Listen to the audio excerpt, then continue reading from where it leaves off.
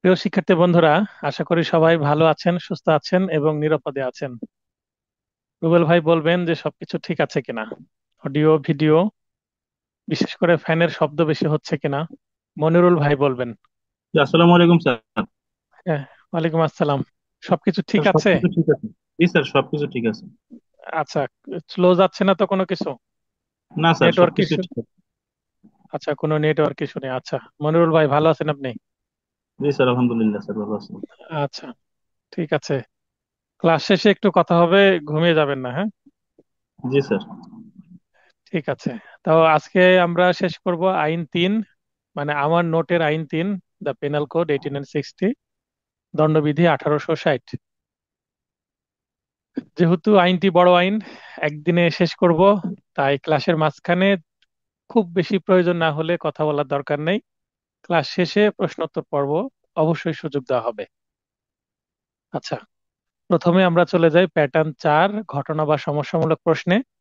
এই প্রশ্নটা আমরা আগে থেকে পড়েছি, নতুন স্টুডেন্টদের জন্য আবার নতুন করে পড়ে দিচ্ছি। ওয়াই এক্স কে ধারালো চাপাতি দিয়ে আক্রমণ করেন। তাহলে একজন আরেকজনকে আক্রমণ করতে আসছে ধারালো একটা অস্ত্র দিয়ে। ওয়াই নিজেকে বাঁচানোর জন্য তার রিভলভার থেকে ওয়াই এর প্রতি একটি গুলি ছোড়েন। তাহলে এটা তার সেলফ ডিফেন্স বা right of private defence set থেকে তিনি এই স্টেপটা নিলেন, যা ওয়াই এর গায়ে লাগে, অর্থাৎ লক্ষ্যভ্রষ্ট হয়নি, লেগেছে। পরবর্তীতে এক্স আরো একটি গুলি ছোড়েন এবং ওয়াই মারা যান। তাহলে প্রথম গুলি লাগার পরে দ্বিতীয় গুলি করাটা কমন সেন্স থেকে মনে হচ্ছে যে তিনি ঠিক করেননি। বর্ণিত ঘটনার ক্ষেত্রে এক্স আত্মরক্ষার অধিকার সংক্রান্ত অধিকার পাবেন কিনা। তো স্বভাবত আমরা বুঝতে পারছি পাবেন না। সেক্ষেত্রে আমরা কোন ধারায় এটা বর্ণনা করব দেখতে হবে আমাদের। তাহলে ঘটনা বিচার্য বিষয়ে আমরা জানি 99 ধারার যে নিয়ন্ত্রণ, সেই নিয়ন্ত্রণের বাইরে চলে গেছেন উনি, মানে অধিকার যতটুকু সীমা পর্যন্ত আত্মরক্ষার অধিকার প্রয়োগ করা যায় তা অতিক্রম করে কৃত যে কোনো কাজ অপরাধ হবে। তার মানে আত্মরক্ষার অধিকার হোক বা সাধারণ ব্যতিক্রমের মধ্যে সেটা আর যাবে না। আত্মরক্ষার অধিকারের পরিধি অর্থাৎ যতটুকু পর্যন্ত প্রয়োগ করা যাবে তা 99 ধারাতে বর্ণিত হয়েছে। অত্র ধারা মতে আক্রমণকারীর যতটুকু ক্ষতি করা প্রয়োজন আত্মরক্ষার অজুহাতে তার অতিরিক্ত ক্ষতি করা যাবে না। প্রথম গুলি করলো ঠিক আছে, দ্বিতীয় গুলি করে তাকে মেরে ফেলার দরকার কি ছিল? তো এই দুইটা বিষয়কে এবং প্রশ্নের যে ঘটনা সেটাকে যদি একসাথে আমরা পড়ি তাহলে বোঝা যাচ্ছে যে এক্স আত্মরক্ষার অধিকার সংক্রান্ত অধিকার পাবে না, বরং 304 ধারার বিধান মতে তার নিন্দনীয় নরহত্যা বা কালপেবল হোমিসাইডের অপরাধ হয়েছে, তাই এটার জন্য তার শাস্তি হবে। কারণ আমরা 300 ধারার যে ব্যতিক্রম দেখি তার মধ্যে কিন্তু আত্মরক্ষার অধিকারের পরিধি অতিক্রম করে কোনো যদি অপরাধ, মানে কাউকে যদি খুন করা হয় সেটা আর খুন হয় না, সেটা কালপেবল হোমিসাইড হয়। এই কারণে এটা যুক্ত করে দিয়েছি। শেষে যে 304 ধারা যুক্ত করে দিলাম এটা কম্পালসারি না, তবে দিলে ভালো হয়। 2 নম্বর প্রশ্ন, এ বি এবং সি বিষ প্রয়োগ করে জেড এর মৃত্যু ঘটানোর ষড়যন্ত্র করে। ষড়যন্ত্রের অংশ হিসেবে এ বিষ সংগ্রহ করে বি কে দেয় এবং বি বিষ সংগ্রহ করার জন্য এ দিল টাকা, বি বিষটা কিনলো, কেনার পরে সি কে দিল যেন জেড কে খাওয়াতে পারে। এরপরে সি যথারীতি তাদের পরিকল্পনা মোতাবেক জেডকে বিষ প্রয়োগ করে যেভাবে হোক খাওয়ালো এবং জেড মারা গেল। এখন তিনজন কে কি অপরাধ করলো? এখানে আমাদের প্রাসঙ্গিক আইনে 107 মানে অ্যাবেটমেন্ট কে বুঝতে হবে। অ্যাবেটমেন্টে এ কিন্তু দূর থেকে কাজটি করলো, বিও কিন্তু দূর থেকে কাজটি করলো, কিন্তু সি ডিরেক্ট কাজটি করলো খুন করার। তাই এখানে এ এ বি এবং সি ষড়যন্ত্র করে পরস্পরকে সহযোগিতার মাধ্যমে বিষ প্রয়োগ করে জেডকে খুন করেছে। উক্ত ষড়যন্ত্রের অংশ হিসেবে এ বিষ সংগ্রহ করার জন্য টাকা প্রদান করে, বি বিষ সংগ্রহ করে এবং সি বিষ প্রয়োগ করে জেডকে হত্যা করে বা মৃত্যু ঘটায়। এখানে সি স্পষ্টত পেনাল কোডের 302 ধারায় খুনের অপরাধ করেছে, আর এ আর বি সহযোগিতা করায় 107 ধারায় অ্যাবেটমেন্ট করেছে। তাই এ ধারা মতে তাদের দোষী হবে, কিন্তু যেহেতু 107 হচ্ছে সংজ্ঞার ধারা, তাই 107-এ তো আর চার্জ গঠন করা হয় না। তাই এ আর বি এর জন্য 302 এবং 309 ধারা চার্জ গঠন করা হবে, অর্থাৎ এত ধারায় অভিযোগ গঠন ও বিচার করা যাবে। তাহলে সি এর জন্য 302 ডিরেক্ট, আর এ আর বি এর জন্য 302 এর সাথে 109 কে যুক্ত করতে হবে, কারণ তারা অ্যাবেটর হিসাবে অপরাধ করেছে, আর সি হচ্ছে জাস্ট ডিরেক্ট কাজটি করেছে। চুরি করার উদ্দেশ্যে এ একটি হাঁসের প্রতি গুলি ছুড়ল। উক্ত গুলি লেগে ঝোপের আড়ালে থাকা খ এর মৃত্যু ঘটলো। ক জানতো না যে খ ঝোপের আড়ালে ছিল, মানে না জেনে গুলি করেছে, মারা গেছে। এই ঘটনায় ক কোন অপরাধ করেছে কিনা। আমরা 299 ধারার বিধান মতে জানি যে মৃত্যু ঘটানোর অভিপ্রায় নিয়ে কিংবা মৃত্যু ঘটতে পারে এমন আঘাতের অভিপ্রায় নিয়ে। তো গুলি করলে যে একটা মানুষ মারা যেতে পারে ঝোপের আড়ালে আছে, এটা তো জানতো না। তাই এটা কি হবে না, খুন হবে না, বা কালপেবল হোমিসাইডও হবে না। সেক্ষেত্রে এটা কি হবে, কিছুই হবে না। মানে যে ব্যক্তিকে মারা হলো তার জন্য কিছু হবে না। তবে যেহেতু সে হাঁস চুরির চেষ্টা করেছিল, এই হাঁস চুরি তো ব্যর্থ হয়ে গেছে, তাই শুধু 511 ধারায় তাকে অভিযুক্ত করা হবে চুরির প্রচেষ্টার জন্য। তাছাড়া খকে হত্যার কোনো অভিপ্রায় খকে হত্যার অভিপ্রায় ক এর ছিল না, অর্থাৎ অপরাধমূলক নরহত্যার সূত্রগুলো পূরণ না হওয়ায় খ এর মৃত্যুজনিত কোনো অপরাধ ক করেনি। মানে খ যে মারা গেল এর জন্য ক কোনোভাবেই কিনা দায়ী না, এটা কিন্তু কখনো কি বলা যাবে না।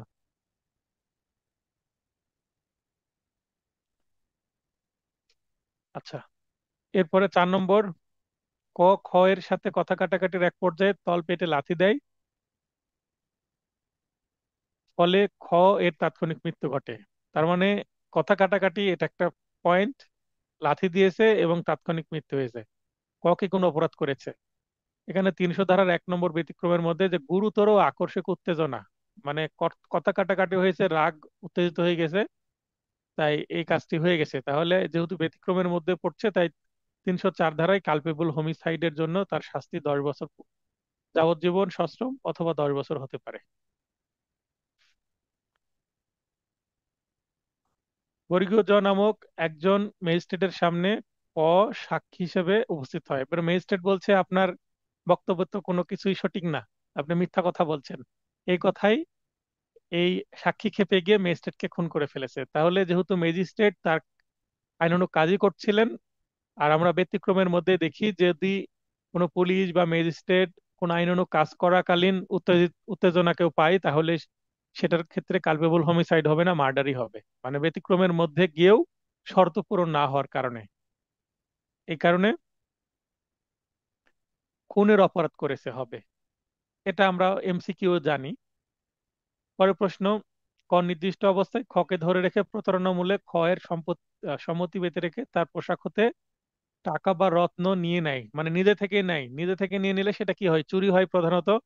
কিন্তু যেহেতু সামনাসামনি ছিল এবং নিয়ন্ত্রণ করেছে, মানে বাধা দিয়েছে, তাই এটা চুরি থেকে দস্যুতায় চলে গেছে।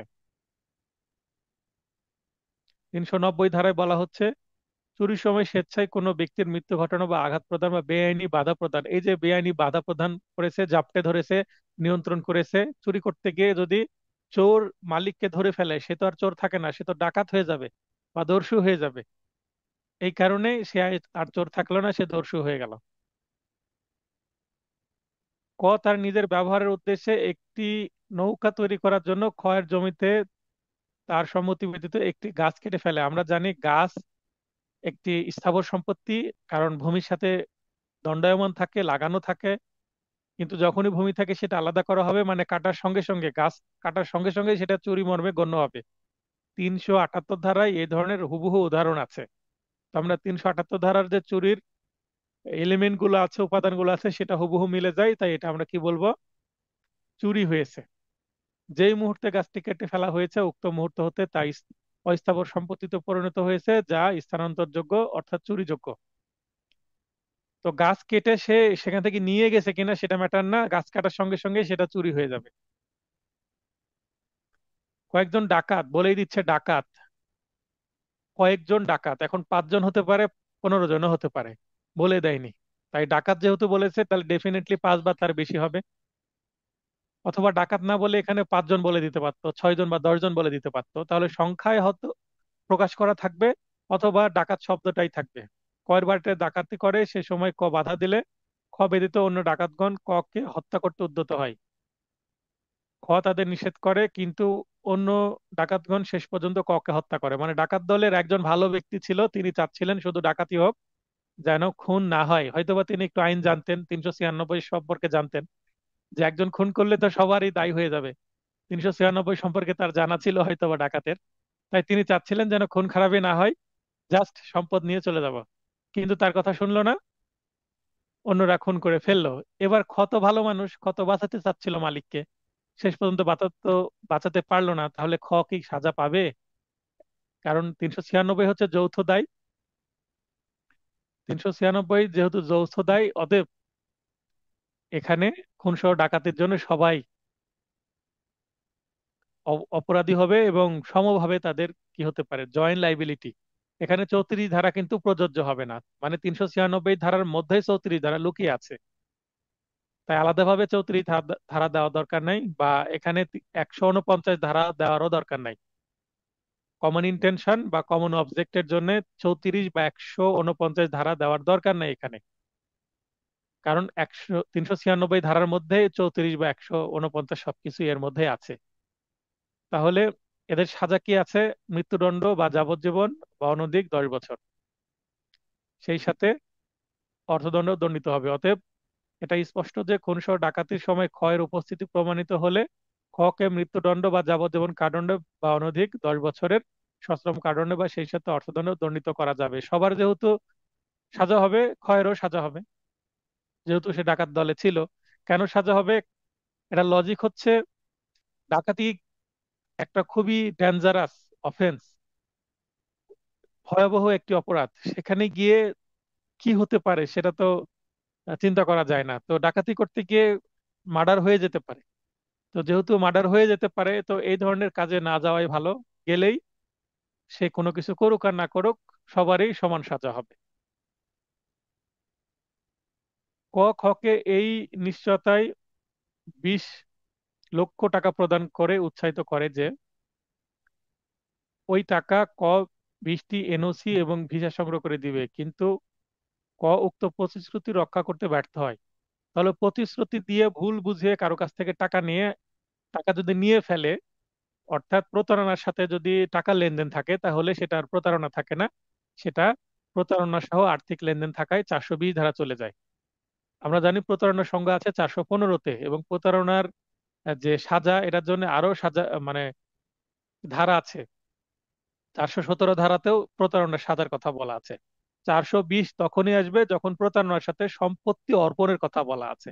420 ধারার প্রতারণা ও সম্পত্তি সমর্পণ করার জন্য যদি কোনো ব্যক্তি অপর কোনো ব্যক্তিকে অসৎভাবে প্ররোচিত করে, যে আমাকে টাকা দেন আমি এই কাজটি করে দিব, কিন্তু সে আসলে করবে না, তাহলে প্রতারণামূলক ভাবে টাকাটা সে নিল, নিয়ে আর সে কাজটি করে দিচ্ছে না। তাহলে এটা করলে এটা অবশ্যই 420 ধারায় প্রতারণা এবং সম্পত্তি অর্পণজনিত অপরাধের জন্য 7 বছর সর্বোচ্চ কারাদণ্ড হয়। তো এখানে তারও হবে 7 বছর।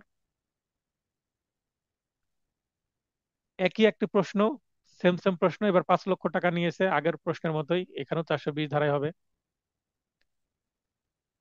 সৈনিক এক্স তার ঊর্ধ্বতন পদস্থ কর্মকর্তা রানানুগ আদেশক্রমে জনতার ইংরেজি হচ্ছে মোব, এর উপর গুলি চালান। এক্স এর ফৌজদারি দায় নিরূপণ করুন। তো এইটা 2 নম্বরের জন্য প্রশ্ন আসতে পারে, ছোট, তাই এটা আমি হ্যাস্টি, গতদিন আমি শিখালাম 4টা মেথড, তো তার মধ্যে 4 নম্বর মেথড, মানে সময় কম বা নম্বর কম, তাই অল্প ছোট করে লিখবো। 76 ধারার বিধান মতে সরল বিশ্বাসে আইনত বাধ্য ভেবে বা ভুল ধারণাবশত কৃত কার্য অপরাধ নয়। তাহলে ঊর্ধ্বতন কর্মকর্তা পুলিশকে বা সৈনিককে বললো যে গুলি করো, এদেরকে আটকাতে হবে। তো গুলি করে দিলে 76 ধারা মতে কিন্তু ওই সৈনিক এক্স এর কি থাকবে না, কোনো দায় থাকবে না, তার মানে তার কোনো অপরাধ হবে না, এক্ষেত্রে এক্স এর কোনো অপরাধ হবে না। 76 ধারায় সে জেনারেল এক্সেপশনস এর মধ্যে পড়বে, কারণ সে তো তার বসের কথা শুনতে বাধ্য, সে চাকরি করছে, বস যদি বলে ফায়ার, তাকে ফায়ার করতে হবে। এক্স যথেষ্ট সতর্কতা অবলম্বনে একটি কুড়াল দিয়ে কাজ করার সময়, আমরা কুড়ালের গল্প এর আগেও শুনেছি, যদি সতর্কতা থাকে এবং কুড়ালটা ঠিকভাবে কাজ করতো এরকম যদি হয়, যদি উল্লেখ করা থাকে যে কুড়ালটা আগে থেকেই পুরাতন ছিল, কুড়ালে ত্রুটি ছিল, ত্রুটি থাকা সত্ত্বেও সে কাজ করছিল, সেক্ষেত্রে কিন্তু অপরাধ হবে। আর এখানে অসতর্কতা বা সরল বিশ্বাস ছিল না, এরকম কোনো কিছু যদি থাকে, সতর্কতা সরল বিশ্বাস এই শব্দগুলো থাকলে অপরাধ হবে না। আর না থাকলে, বা যদি থাকে যে কুড়ালে ত্রুটি ছিল, সে জানা সত্ত্বেও এই কাজটি করেছে, অথবা ইচ্ছাকৃত ভাবে সে এই কুড়ালটা এমন ভাবে চালিয়েছে যেন সেটা ওই ব্যক্তিকে আঘাত করে, তার মানে তার ইন্টেনশন ছিল, প্রশ্নের মধ্যে যদি এরকম কোনো কিছু বোঝায়, তাহলে কিন্তু 80 ধারার যে জেনারেল এক্সেপশনস এর সুবিধা সেটা পাবে না। তাছাড়া পাবে, তাহলে বুঝতে হবে যে সরল বিশ্বাস আছে কিনা, সতর্কতা ছিল কিনা। এটা হচ্ছে এখানে পয়েন্ট। এখানে কুড়ালের গল্প আছে, কুড়াল ছাড়া হাতুড়ির গল্প থাকতে পারে, এছাড়া অন্যান্য কোনো টুল, টুল বলতে কুড়াল যেমন একটা কাজ করা যন্ত্র, একটা টুল, তেমন অন্য কোনো টুলের কথা বলতে পারে। যেমন এখানে বিল্ডিং নির্মাণের জন্য রাজমিস্ত্রিরা অনেক সময় কাজ করে, কাজ করতে করতে উপর থেকে একটা অসতর্কতাবশত ইট পড়ে গেল, ইট পড়ে গিয়ে কারো মাথায় লেগে সে কি গেল, মারা গেল। সেক্ষেত্রে কি হবে, 80 ধারা আসবে কিনা? যদি সে সতর্কভাবে কাজ করে, তাহলে 80 ধারা আসবে, অর্থাৎ কোনো সাজা হবে না। কিন্তু অসতর্ক হলে বা ইচ্ছাকৃতভাবে ইট উপর থেকে ফেলে দিয়ে কাউকে মেরে ফেলে, আমরা কিছুদিন আগে একটা পোস্ট ভাইরাল হয়েছিল যে একজন মেবি ম্যাজিস্ট্রেট উপর থেকে ইট পড়ে গিয়ে বা ফুলের টব পড়ে গিয়ে এরকম কোনো কিছু মারা যান। খুবই প্যাথেটিক ঘটনা আমরা শুনেছিলাম। তো এটা রিলেট করতে পারছি যে 80 ধারা আসবে কি আসবে না। তো সতর্কতা আছে কিনা এটা ম্যাটার। তো এখানে যেহেতু সতর্কতা আছে, এক্ষেত্রে ওয়াইকে হত্যায় কোনো অভিপ্রায় মানে এক্স এর ছিল না।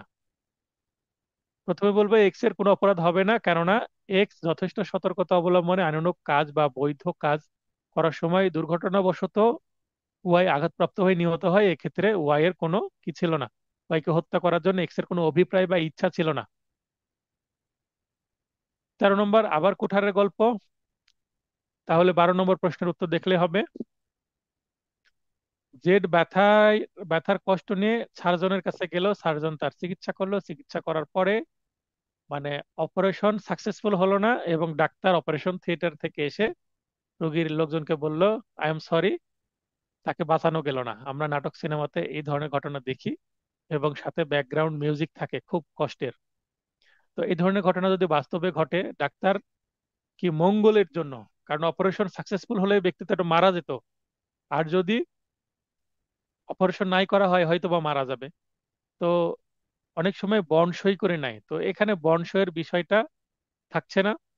জাস্ট সে সরল বিশ্বাসে করেছে কিনা এটা দেখতে হবে, একই কথা। এবং ভালোর জন্য করেছে কিনা, যদি করে থাকে তাহলে ডাক্তারের কোনো কি হবে না, দায়ী হবে না। অর্থাৎ সার্জনকে দায়ী করা যাবে না। এবং এই সার্জন জেডকে মৃত্যু ঘটানোর কোনো অভিপ্রায় ছাড়াই সরল বিশ্বাসে জেডের মঙ্গলের জন্য কিন্তু অস্ত্রোপচার বা অপারেশন করেছেন, তাই তার কি হবে না, সাজাও হবে না। এটা ধারা 88 উল্লেখ করতে হবে, 88 ধারায় আছে। তাহলে আমাদের একটু করে জেনারেল এক্সেপশনস গুলো পড়তে হবে। আবার এখানে একজন ডাক্তার সরল বিশ্বাসে তার রোগীকে জানাই যে সে বাঁচবে না, এবার যোগাযোগ করছে। এটা ডাক্তার ওখানে অপারেশন করলে এবার বলল, হয়তো বা রিপোর্ট দেখে বলছে যে আপনার তো ক্যান্সার হয়েছে এবং যে অবস্থায় আছে আপনার বাঁচার সম্ভাবনা নাই। অথবা হার্টের রোগী, যে আপনার হার্টের যে ব্লক যে পর্যায়ে আছে, এই অবস্থায় অপারেশন করেও লাভ হবে না। হয়তো বা রোগীর বয়স 80+, বয়স্ক, এই সময় চাচ্ছে না যে ওই সময় হার্ট সার্জারি করলে হয়তো আরো রিস্ক হয়ে যায়। তাই এখানে 93 ধারা প্রযোজ্য হবে। তো দেখবেন একই ধরনের গল্প, ধারা কত প্রযোজ্য হচ্ছে সেটা দেখতে হবে। তো এখানে ডাক্তারের কিন্তু কোনো কি হবে না, সাজা হবে না, এক্ষেত্রে ডাক্তারের কোনো অপরাধ হবে না। প্রশ্নের জিজ্ঞাসা করা হবে ডাক্তারের অপরাধ হবে কিনা, কেননা সরল বিশ্বাসে সংবাদ দেওয়া হয়েছে এবং রোগীকে মেরে ফেলার কোনো অভিপ্রায় ডাক্তারের ছিল না। 16 নম্বর ক, একজন শল্য চিকিৎসক সরল বিশ্বাসে তিনি তার রোগীকে জানান যে তিনি বাঁচবেন না, একই প্রশ্ন, তাই 15 নম্বর বা আগের প্রশ্ন দেখলে হচ্ছে। কোন যে প্রশ্ন নিয়ে আপনাদের প্রবলেম থাকবে, আপনারা জাস্ট একটু নোট করে নেন খাতায়, বা যাদের কাছে এই নোটটা পৌঁছে গেছে তারা একটু দাগ দিয়ে নেন, যেন ক্লাস শেষে প্রশ্ন করতে পারেন। দেখেন প্রশ্ন করেননি, আমি অলরেডি অনেক 16টা প্রশ্ন আমাদের প্রায় পড়া হয়ে গেছে। তার মানে ফার্স্ট আগাচ্ছে, ফার্স্ট আগানোটা জরুরি। এই ক্লাসগুলো করাটা খুব একটা জরুরি না, কারণ আপনারা এগুলো জানেন, তারপরও পড়ে দিচ্ছি। কারণ অনেকের পড়তে ভালো লাগে না, আমার কথা শুনতে ভালো লাগে, বা আমার কথাগুলো রেকর্ড হয়ে থাকলে রেকর্ডিংটা শুনে নিলেও কিন্তু কাজে লাগবে। তো এই কারণে যেই জায়গায় প্রবলেম, সেই প্রবলেমটা আপনাকে সলভ করতে হবে। তবে ভালো হয় নোট পেয়ে যাওয়ার পরে যেই ক্লাসটা হবে সেই ক্লাসে প্রবেশের আগেই সেই অংশটুকু নিজে পড়ে রাখা, পড়ে নিজের সমস্যাটুকু বের করে নেওয়া, এবং যখন প্রশ্ন করার সুযোগ দিব ওই সময় প্রশ্ন করে নিজের সমস্যার সমাধান করে নিয়ে ওই রাত 10টার আগে ঘুমিয়ে পড়া। এটা সবচেয়ে বেস্ট ওয়ে। যাদের আগে ঘুমানো দরকার তারা কি করবেন, আগে পড়ে নেবেন নোটটা, এবং যেই জায়গায় প্রবলেম সংশ্লিষ্ট ক্লাসে যখন প্রশ্ন করার সুযোগ দেব ওই সময় প্রশ্ন করে তিনি ক্লাস থেকে বের হয়ে যাবেন। তারপরে চাইলে পরে ভিডিও দেখলেন বা না দেখলেন সেটা পরের বিষয়। আবার চাইলে যখন পরীক্ষা নেব পরীক্ষার আগে একটু ভিডিওটা দেখে নিলেন, কারণ কথার মধ্যে অনেক কিছু অ্যাড করি। সেটা কিন্তু আবার যখন আমি প্রশ্ন মডিফাই করে দিব, চেহারা চেঞ্জ করে মেকআপ করে দিব, তখন কিন্তু এই যে কথা বলছে এক্সট্রা, এটা আপনার কাজে লাগবে। কারণ এই কথার মধ্যেই কিন্তু আমি ক্লু দিয়ে দিই যে এই প্রশ্নটা কিভাবে মডিফাই হতে পারে। তাই কথাটা কিন্তু, সবগুলো কথা মনোযোগ সহকারে শোনাও জরুরি। এর মধ্যে কিন্তু অনেক ক্লু দিয়ে দিই আমি যে প্রশ্নটা কিভাবে মডিফাই করতে পারি আমি। 17 নম্বর, এক্স প্রহিত হওয়ার হুমকির ভয়ে একদল ডাকাতের চরিত্র অবগত হওয়া সত্ত্বেও উক্ত ডাকাত দলের সাথে যোগদান করে এবং ডাকাতি করে। তাহলে এটা কি হবে, অপরাধ হবে।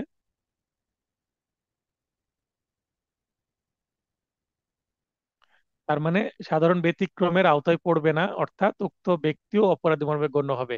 তাহলে 94-এর 1 নং ব্যাখ্যার বিধান বিশ্লেষণ করলে আমরা দেখতে পাচ্ছি যে এখানে 94 ধারায় দুইটা কি আছে, ব্যাখ্যা আছে। 1 নম্বর ব্যাখ্যায় অপরাধ হবে, এবং 2 নম্বর ব্যাখ্যায় যেটা, সেটা অপরাধ হবে না।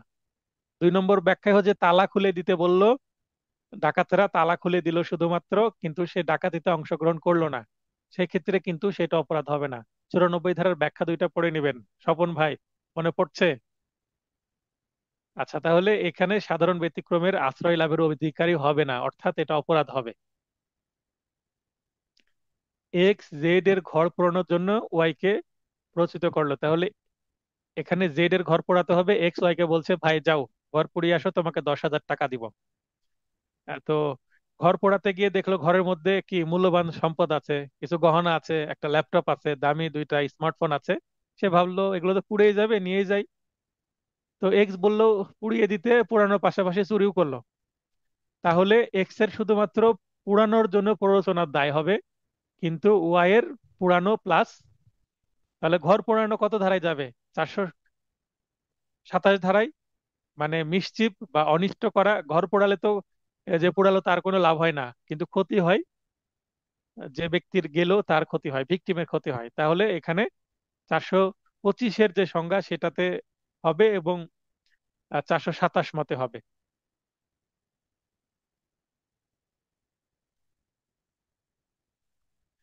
তো এখানে 108 ধারার 2 নং বিধান মতে প্ররোচিত কার্যটি সংগঠিত হওয়া আবশ্যক নয়।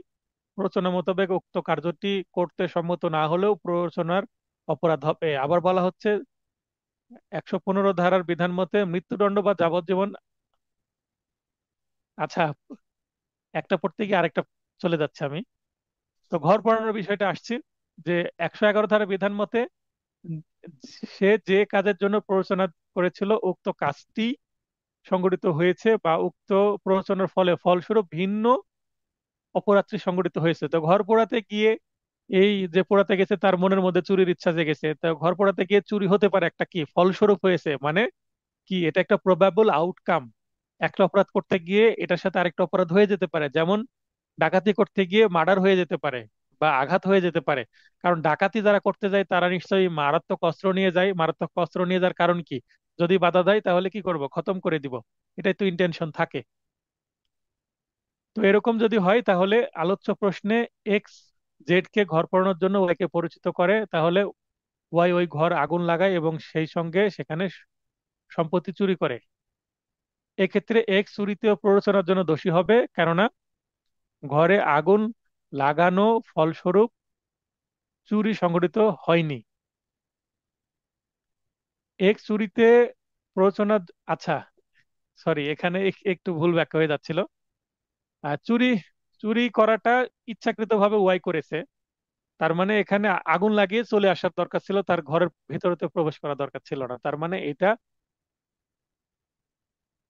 উক্ত প্ররোচনার ফলস্বরূপ ভিন্ন অপরাধটি সংঘটিত হয়েছে। মানে ডাকাতি করতে গিয়ে খুন হওয়াটা স্বাভাবিক, কিন্তু আগুন লাগাতে গিয়ে চুরি হওয়াটা স্বাভাবিক না, সেটা বলছে 111 ধারায়। তাই এখানে শুধুমাত্র প্রশ্নে কি চেয়েছে, এক্স কি চুরিতে প্ররোচিত প্ররোচনার জন্য দোষী, এক্স কি চুরিতে প্ররোচনার জন্য দোষী না, এক্স চুরির জন্য তো প্ররোচনা দেয়নি, তাহলে চুরিতে প্ররোচনার জন্য দোষী হবে না, শুধুমাত্র আগুন লাগানোর জন্য দোষী হবে।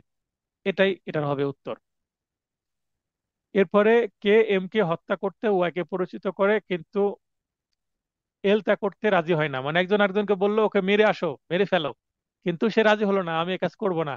এ কাজ করব না বললেও যদি রাজি না হয় কাজ করতে, তবুও কিন্তু খুনের প্ররোচনার জন্য দোষী হবে। এটাই বলা হচ্ছে 108-এর 2 নম্বর ব্যাখ্যায়, যে কাজটি করতে যদি রাজি না হয়, সম্মত না হয়, তবুও কিন্তু অপরাধ হবে, প্ররোচনার অপরাধ হবে। যে রাজি হলো না তার অপরাধ হবে না, কিন্তু যে প্ররোচনা দিচ্ছিল তার অপরাধ হবে, কারণ সে প্ররোচনা দিয়েছে, এটাই অপরাধ। প্ররোচনা দেওয়াটাই কিন্তু একটা স্বতন্ত্র অপরাধ, একটা আলাদা পৃথক অপরাধ। কেন সে বলল, সে যদি বলে দেয় যে এই মিস্টার এক্স আমাকে বললো আরেকজনকে খুন করতে, তাহলে এটা বলে দিলেই এটা একটা অপরাধ হয়ে যাবে, এবং এটার জন্য 115 ধারা মোতাবেক তার কি হবে, সাজা হবে।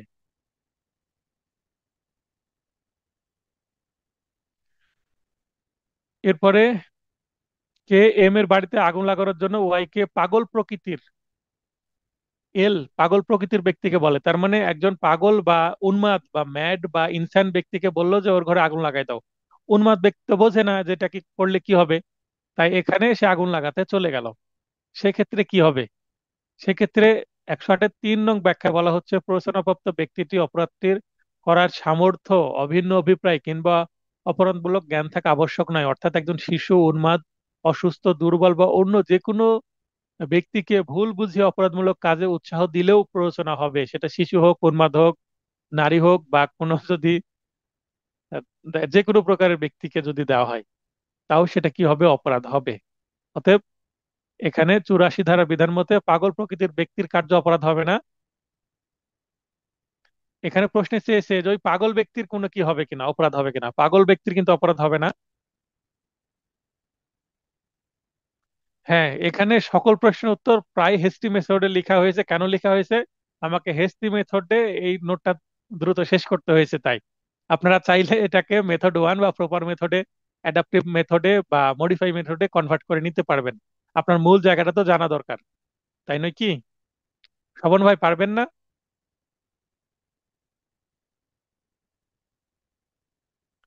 মূল যে উত্তর, আপনি এক জায়গায় সবকিছু পেয়ে যাচ্ছেন। হ্যাঁ, এক জায়গায় সবকিছু পেয়ে যাচ্ছেন, এই নোটের সবচেয়ে বড় বেনিফিট, আপনার খোঁজাখুঁজি করতে হচ্ছে না। এক জায়গায় সবকিছু আপনি পেয়ে যাচ্ছেন। তার মানে আপনি পেনাল কোড চাইলেই 2 ঘন্টাতে পুরো সাবজেক্টটা শেষ করে দিতে পারবেন। এবং আপনি একবার 2 থেকে 3 দিন যদি পড়াশোনা করেন, এই পুরো নোটটা শেষ হয়ে যাবে। কারণ নোটের সাজেশন অংশই প্রায় 50 পেজের মতন। তাহলে বাকি যতটুকু পড়ার মতো জায়গা হয়তো বা 100-110 পেজের মতন পড়ার জায়গা আছে। 110 পেজ পড়তে আপনারা 2 থেকে 3 দিন এনাফ। একদিনে 50 পেজ খুব সুন্দরভাবে পড়া যায়, কোনো সমস্যা হয় না। কারণ আপনারা রিভিশন করছেন, এমসিকিউ সবকিছু পড়াই আছে। অতএব এই নোটটা প্রথমে 3 দিন সময় লাগবে। হ্যাঁ, 100 পেজের মতো পড়তে হবে। আর বাকি 100 পেজ আপনার পড়াই লাগবে না, রিভিশন, সরি, ওই অন্যান্য যে বিষয়গুলো আছে, যেমন মেথড বোঝানো হয়েছে, তারপরে সাজেশন আছে, এগুলো মনে করেন যে চলে যাবে 100 পেজের মতন। আর অর্ধেক আপনাকে পড়তে হবে। তো এটা 3 দিনে একবার পড়া হয়ে যাবে প্রথমে। বাদ বাকি প্রতিদিন একবার করে রিভিশন দেওয়া সম্ভব। অতএব নোটের ভলিউমের দিকে যে লাভ নাই, আপনি পড়েন, পড়াতে মনোযোগ দেন, তাহলে লাভ হবে। আর আমি কি মেথডে লিখেছি, যেমন প্রশ্নের ধরন অনুসারে লিখেছি। আর ওই যে আমার সময় কম ছিল, দ্রুত আমাকে নোট শেষ করতে হবে, তো আমি মূল জায়গাটুকু দিয়ে দিয়েছি। আপনাকে সেটাকে কোন মেথডে আপনি লিখবেন, পরীক্ষার খাতায় অবস্থা বুঝে আপনাকে ব্যবস্থা করতে হবে। এক্স ওয়াই কে মিথ্যা সাক্ষ্যদানের জন্য প্ররোচিত করেন। উক্ত প্ররোচনার ফলে এক্স অপরাধটি সংঘটিত করে, মানে মিথ্যা সাক্ষ্য দিয়েও ফেলেছে। তাহলে কি হবে? তাহলে এক্স ওয়াই কে মিথ্যা সাক্ষ্যদানের জন্য প্ররোচিত করেন, উক্ত প্ররোচনার ফলে এক্স অপরাধটি সংগঠন করেন, এক্ষেত্রে এক্স মিথ্যা সাক্ষ্যদানের জন্য প্ররোচিত করার অপরাধের দায়ে দোষী হবেন। উক্ত অপরাধের জন্য এক্স এর শাস্তি 109 এবং 193 ধারার বিধান মতে 109 হচ্ছে অ্যাবেটমেন্টের জন্য, 193 হচ্ছে মিথ্যা সাক্ষ্য দেওয়ার জন্য। তো মিথ্যা সাক্ষ্য দান দিলে কিন্তু দুইটা হয়, একটা 7 বছর এবং একটা হচ্ছে 3 বছর। 7 বছর হচ্ছে বিচারিক কার্যক্রমে মিথ্যা সাক্ষ্য দান, আর 3 বছর হচ্ছে অন্য যে কোনো কার্যক্রমে। আপনি যে কোনো একটা দিলেও হবে, দুইটা দিতে পারলে ভালো। 193 7 বছর আর 3 বছর, দেখেন 193 এর মধ্যে 3 আছে, তাই 3 বছর মনে রাখবেন। আর 193 সাথে 7 যুক্ত করলে 100 হয়। এভাবে মনে রাখবেন, 7 বছর আর 3 বছর মিথ্যা সাক্ষ্যদান বিচারিক কার্যক্রমে, 7 বছর বড় অপরাধ, অন্য কোনো জায়গায় হলে সেখানে 3 বছর। একজন পুলিশ অফিসার দস্যুতা সংগঠনের পরিকল্পনা করেছে, জেনেও সে মুখ বন্ধ করে থাকলো, তথ্য গোপন করলো এবং সে কোনো বাধা দিল না। সে অপরাধ করেছে কিনা? অবশ্যই অপরাধ করেছে। 119 ধারায় এটা আছে, দেখেন।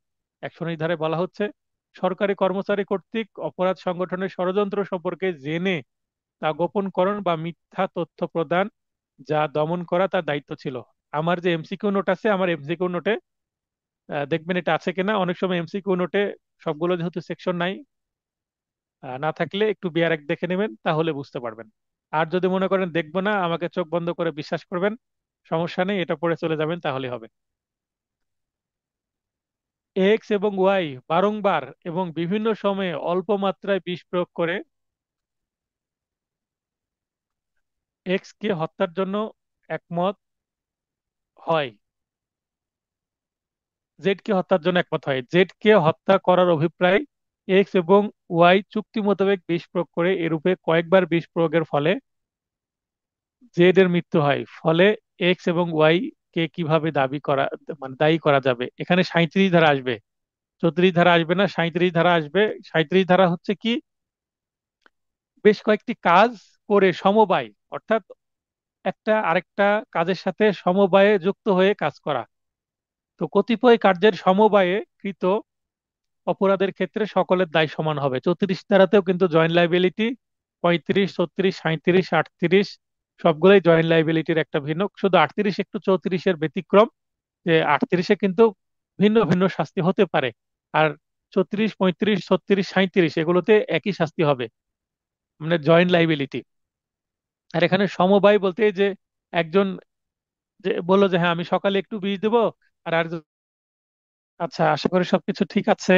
আমরা পড়ছিলাম পেনাল কোডের প্রবলেমেটিক প্রশ্ন।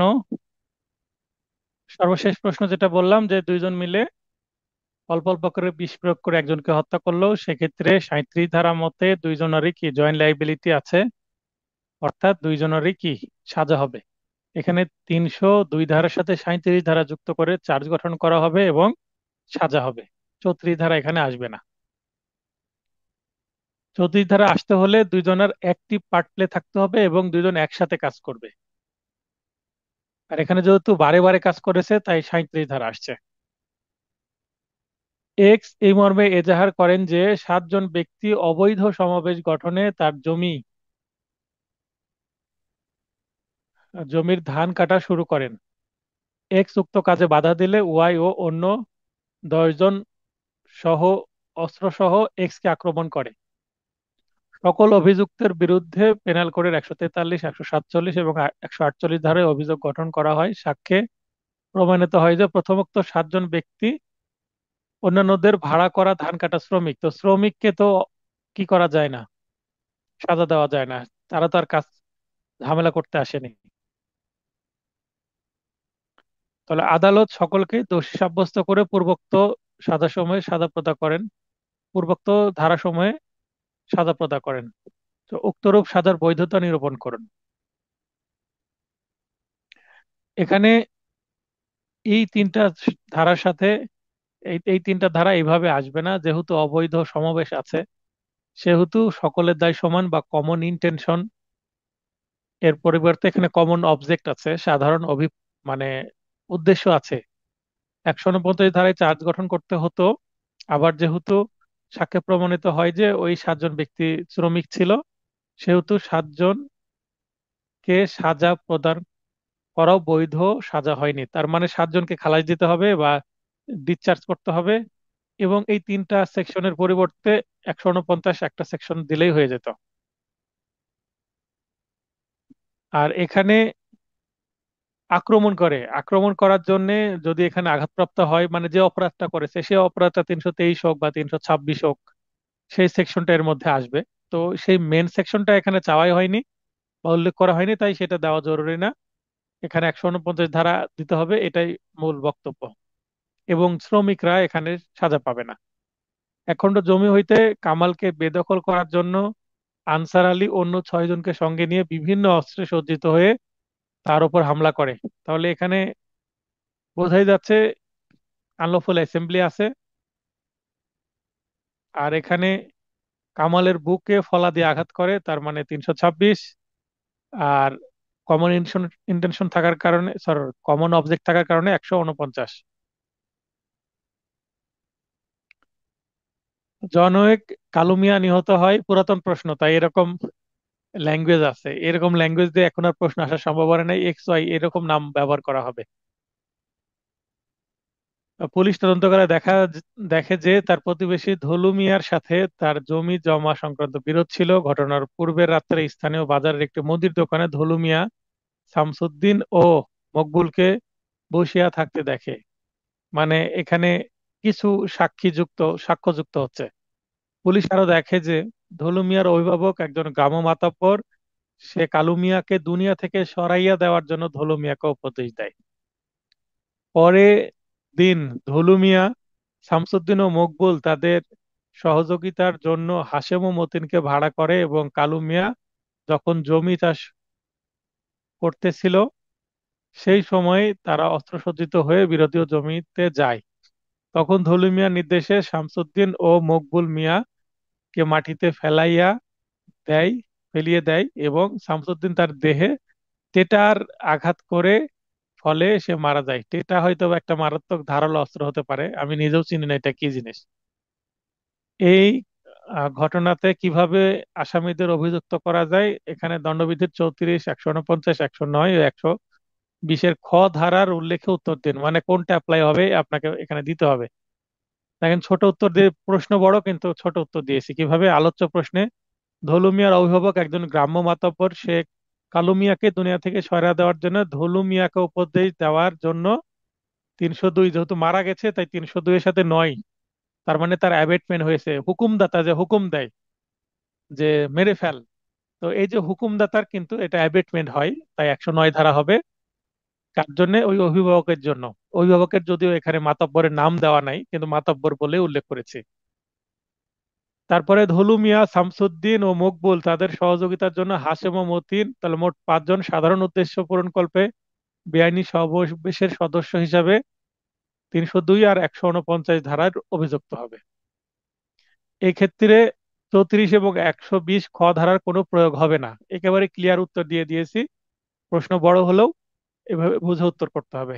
এটা যদিও আপনার মনে হচ্ছে হ্যাস্টি মেথড, কিন্তু এটাতে ফুল নম্বর পাওয়া যাবে। আব্বাস আলী, নওশের ও আরো 6 জন সহযোগী সহ মারাত্মক অস্ত্র সজ্জিত হয়ে শহীদ ও মনিরের একখণ্ড জমি বলপূর্বক দখল করার পর এক সাধারণ অভিপ্রায়ে এক সাধারণ অভিপ্রায়ে বেআইনি জনতাবদ্ধে মিলিত হয়, মানে সমাবেশে মিলিত হয়, একই কথা। শহীদ এবং মুনির তাদেরকে বাধা দিতে ব্যর্থ হয়। ধস্তাধস্তির এক পর্যায়ে আসামি আব্বাস আলী ডেগার দিয়ে শহীদের বুকে মারাত্মক জখম করে এবং আসামি নওশের মুনিরের ডান হাতে লাঠি দিয়ে বাড়ি মেরে গুরুতর জখম করে। ঘটনাস্থলে শহীদের মৃত্যু হয়। ডান হাতের কবজি ভাঙার ফলে হাসপাতালে মুনির চিকিৎসাধীন ছিল। তাহলে একজন মারা গেল এবং একজনের কি হলো, হাত ভেঙে গেল। তাহলে কি দিয়ে আঘাত করেছে? বাঁশের লাঠি দিয়ে। লাঠি দিয়ে আঘাত করলে 325 হয়। তাহলে বোঝাই যাচ্ছে যে একজনের জন্য 302 এর সাথে 149 হবে, এবং ওই যে আঘাত করার জন্য 325-এর সাথে 149 হবে। এটা পড়ে নিবেন, তাহলে বুঝতে পারবেন। বুঝতে না পারলে মেসেজ করলে তো আমি উত্তর দিবই। রহিম, করিম, জলিল, হেলাল এবং বেলাল নামে 5 ভাই। তাদের জাতশত্রু জহিরকে খুন করার মতলব আটে। সেই উদ্দেশ্য সাধনের জন্য ঘটনার দিন গভীর রাতে বলপূর্বক জহিরের শোবার ঘরের দরজা ভেঙে ফেলে। ঘরে ঢুকে করিম ও জলিল জহিরকে বুকে ডেগার দিয়ে বারবার আঘাত করার ফলে তার সঙ্গে সঙ্গে মৃত্যু হয়। ঘটনার সময় দুই ভাই বাইরে বাইরে ছিল, ফালা হাতে দরজায় পাহারা দিচ্ছিল। তাহলে কার কি অপরাধ হলো? এই তো দেখেন, প্রশ্ন বড় কিন্তু খুবই ছোট উত্তর দিয়েছি, এক মানে দুইটা সেন্টেন্সে, দুই লাইনে। আলোচ্য ঘটনার সকল আসামির উপস্থিতি ও সক্রিয় অংশগ্রহণ থাকায় তাদের সকলের দায় সমান হবে। ফলে তাদের সকলে পেনাল কোডের 302+34 ধারার অভিযোগ হবে। এখানে কিন্তু কি হবে না, 149 ধারা হবে না, কেননা সবারই অ্যাক্টিভ পার্ট প্লে আছে। অ্যাক্টিভ পার্ট প্লে বলতে তিনজন ভেতরে ঢুকেছে এবং দুইজন পাহারা দেওয়ার জন্য ঘটনাস্থলে কিন্তু বাইরে দাঁড়িয়েছিল, যদিও তারা মারামারির কাজে বা সরাসরি আঘাতের কাজে যুক্ত ছিল না বা ঘরের ভেতরে প্রবেশ করেনি, কিন্তু ঘরের বাইরে তো তারা ছিল। তার মানে তারা সেই কাজে অ্যাক্টিভ পার্ট প্লে করেছে, তাই এখানে 34 ধারা আসবে, 149 ধারা আসবে না। এটাই আমি মূল উত্তরটুকু দিয়েছি, সিদ্ধান্ত অংশটুকু দিয়েছি। আপনাদের এটা উত্তর করার জন্য কি করতে হবে? 34 ধারার মানে প্রাসঙ্গিক আইনে 34 ধারাটা একটু ব্যাখ্যা করে দিতে হবে, তাহলেই আপনার উত্তরটা ভালোভাবে হয়ে যাবে। দ্রুত নোটটা শেষ করার জন্য, এবং আমার এইভাবে দেওয়াতেই আপনাদের লাভ হয়েছে। বরং কিভাবে, আপনাকে পুরোটা পড়তে হচ্ছে না, মূল জায়গাটুকু পড়ে আপনি পার হয়ে যেতে পারছেন, মানে আপনি র্যাপিড রিভিশনের জন্য একটা বেস্ট হয়ে হয়ে যাচ্ছে আশা করি। হ্যাঁ, হোসেন ভাই বলেন।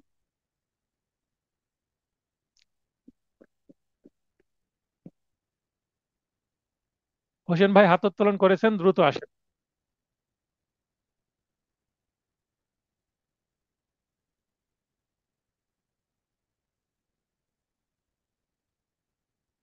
আচ্ছা, রনি আপু লাইন আসবেন। স্যার আসসালামু আলাইকুম। ওয়ালাইকুম আসসালাম। আচ্ছা, এই প্রশ্নটা দেখেন, এইভাবে লিখলে পাঁচের মধ্যে হয়তো বা 2 বা 3 পাওয়া যাবে, পুরোটা পাওয়া যাবে না। তাহলে এটাকে কি করতে হবে? ঘটনা, বিচার্য বিষয় এবং প্রাসঙ্গিক কাহিনী আপনাকে অবশ্যই 34 ধারাটা আলোচনা করে দিতে হবে। আশা করি এটা পারবেন তো, তাই না? জি স্যার, পারবো। থ্যাংক ইউ স্যার আর এই প্রশ্নগুলো এতটুকু করে উত্তর দেওয়ার, এই প্রশ্নগুলো গাইডে এত বড় করে উত্তর দেয়া, এত ডিটেইলে দিছে যে ওইটা লিখতেই 3 পৃষ্ঠা চলে যাবে। আমি ভাবছিলাম যে 5-এর জন্য এত বড় কি করে লিখবো। তো আপনি যে এত সুন্দর করে অ্যান্সারটা করে দিছেন, আমি অবাক হয়ে গেলাম। আমি তো ভাবছি এগুলো 1 স্টার, এগুলো আমি পড়বোই না, এতগুলো ধারার ব্যাখ্যা পড়তে পারবো না। না, এখানে দেখেন যে আপনার র্যাপিড রিভিশন করতে পারবেন, কারণ মূল জায়গাটুকু আপনাকে ফোকাস করা হচ্ছে। তা আপনাকে তো 4টা মেথড শেখানোই হয়েছে। যেহেতু 4টা মেথড শিখিয়েছি, মূল জায়গাটুকু আমি বলে দিচ্ছি। তাহলে আমার রেডি করতে সুবিধা হয়েছে, এখন আপনাদের পড়তে দ্রুত পড়তে পারবেন, এটা একটা সুবিধা। জি স্যার। আচ্ছা, এ জেনে শুনে একটি মিথ্যা সার্টিফিকেট স্বাক্ষরও ইস্যু করলো। তাহলে মিথ্যা সার্টিফিকেট যদি স্বাক্ষর ইস্যু করে তাহলে কি হবে? ফেব্রিকেশন হবে, মানে মিথ্যা সাক্ষ্য সৃষ্টি হবে। এ কি ধরনের অপরাধ সংগঠিত করেছে? যুক্তি সহ উত্তর দিন। মিথ্যা। 197 ধারা বিধান মতে মিথ্যা সার্টিফিকেট ইস্যু বা স্বাক্ষর প্রদানের শাস্তি মিথ্যা সাক্ষ্য দান বা সৃষ্টির শাস্তির অনুরূপ হবে। তার মানে আমরা যে মিথ্যা সাক্ষ্য দান এবং মিথ্যা সাক্ষ্য সৃষ্টি, এই দুইটার কিন্তু সাজা একই। জি স্যার। যদিও, একটা হ্যাঁ আদালতের যদিও, ভিতরে আর আদালতের বাহিরের সাজাটা 7 বছর, 3 বছর। হ্যাঁ, তাহলে এ জেনে শুনে মিথ্যা সার্টিফিকেট স্বাক্ষর ইস্যু করার মাধ্যমে মিথ্যা সাক্ষ্য সৃষ্টির অপরাধ করেছে। হ্যাঁ, তো এখানে 197 কেন বলছি? কারণ 197-এর মধ্যে মিথ্যা সার্টিফিকেট ইস্যুকে মিথ্যা সাক্ষ্য সৃষ্টি হিসাবে কি করা হয়েছে, সংজ্ঞায়িত করা হয়েছে, এবং বলেছে যে মিথ্যা সাক্ষ্য দেওয়া এবং মিথ্যা সাক্ষ্য সৃষ্টির যে অপরাধের যে সাজা, সেটা মানে 193 ধারারই সাজা হবে। 197 সাজাটাকে বলে দেওয়া হয়েছে 193 ধারার সাজা অনুসারে হবে, সেভাবে বলা আছে। তো আমি মূল জায়গায় এখানে করে দিয়েছি। এ জেড এর বিরুদ্ধে বি এর 5,000 টাকার একটি ন্যায্য দাবির বিচারে ওই দাবির সমর্থনে মিথ্যাভাবে হলফ করেন যে, মানে শপথ করে সাক্ষী দিচ্ছে আদালতে। হলফ করা মানে শপথ নেওয়া, ওথ। তিনি জেড কে বি এর দাবির ন্যায্যতা স্বীকার করতে শুনেছেন। এ কোনো অপরাধ ও ওই অপরাধের উপাদান কি? এখানে দেখেন, একটা শব্দ দেওয়া আছে মিথ্যাভাবে, মানে প্রশ্নের মধ্যে বলেই দিচ্ছে যে আসলে সাক্ষী যারা যেটা দেওয়া হচ্ছে সেটা আসলে মিথ্যা সাক্ষী। তাহলে মিথ্যা সাক্ষী দিলে এখানে মিথ্যা সাক্ষীর সংজ্ঞা আপনারা 191 ধারায় দিয়ে দিবেন।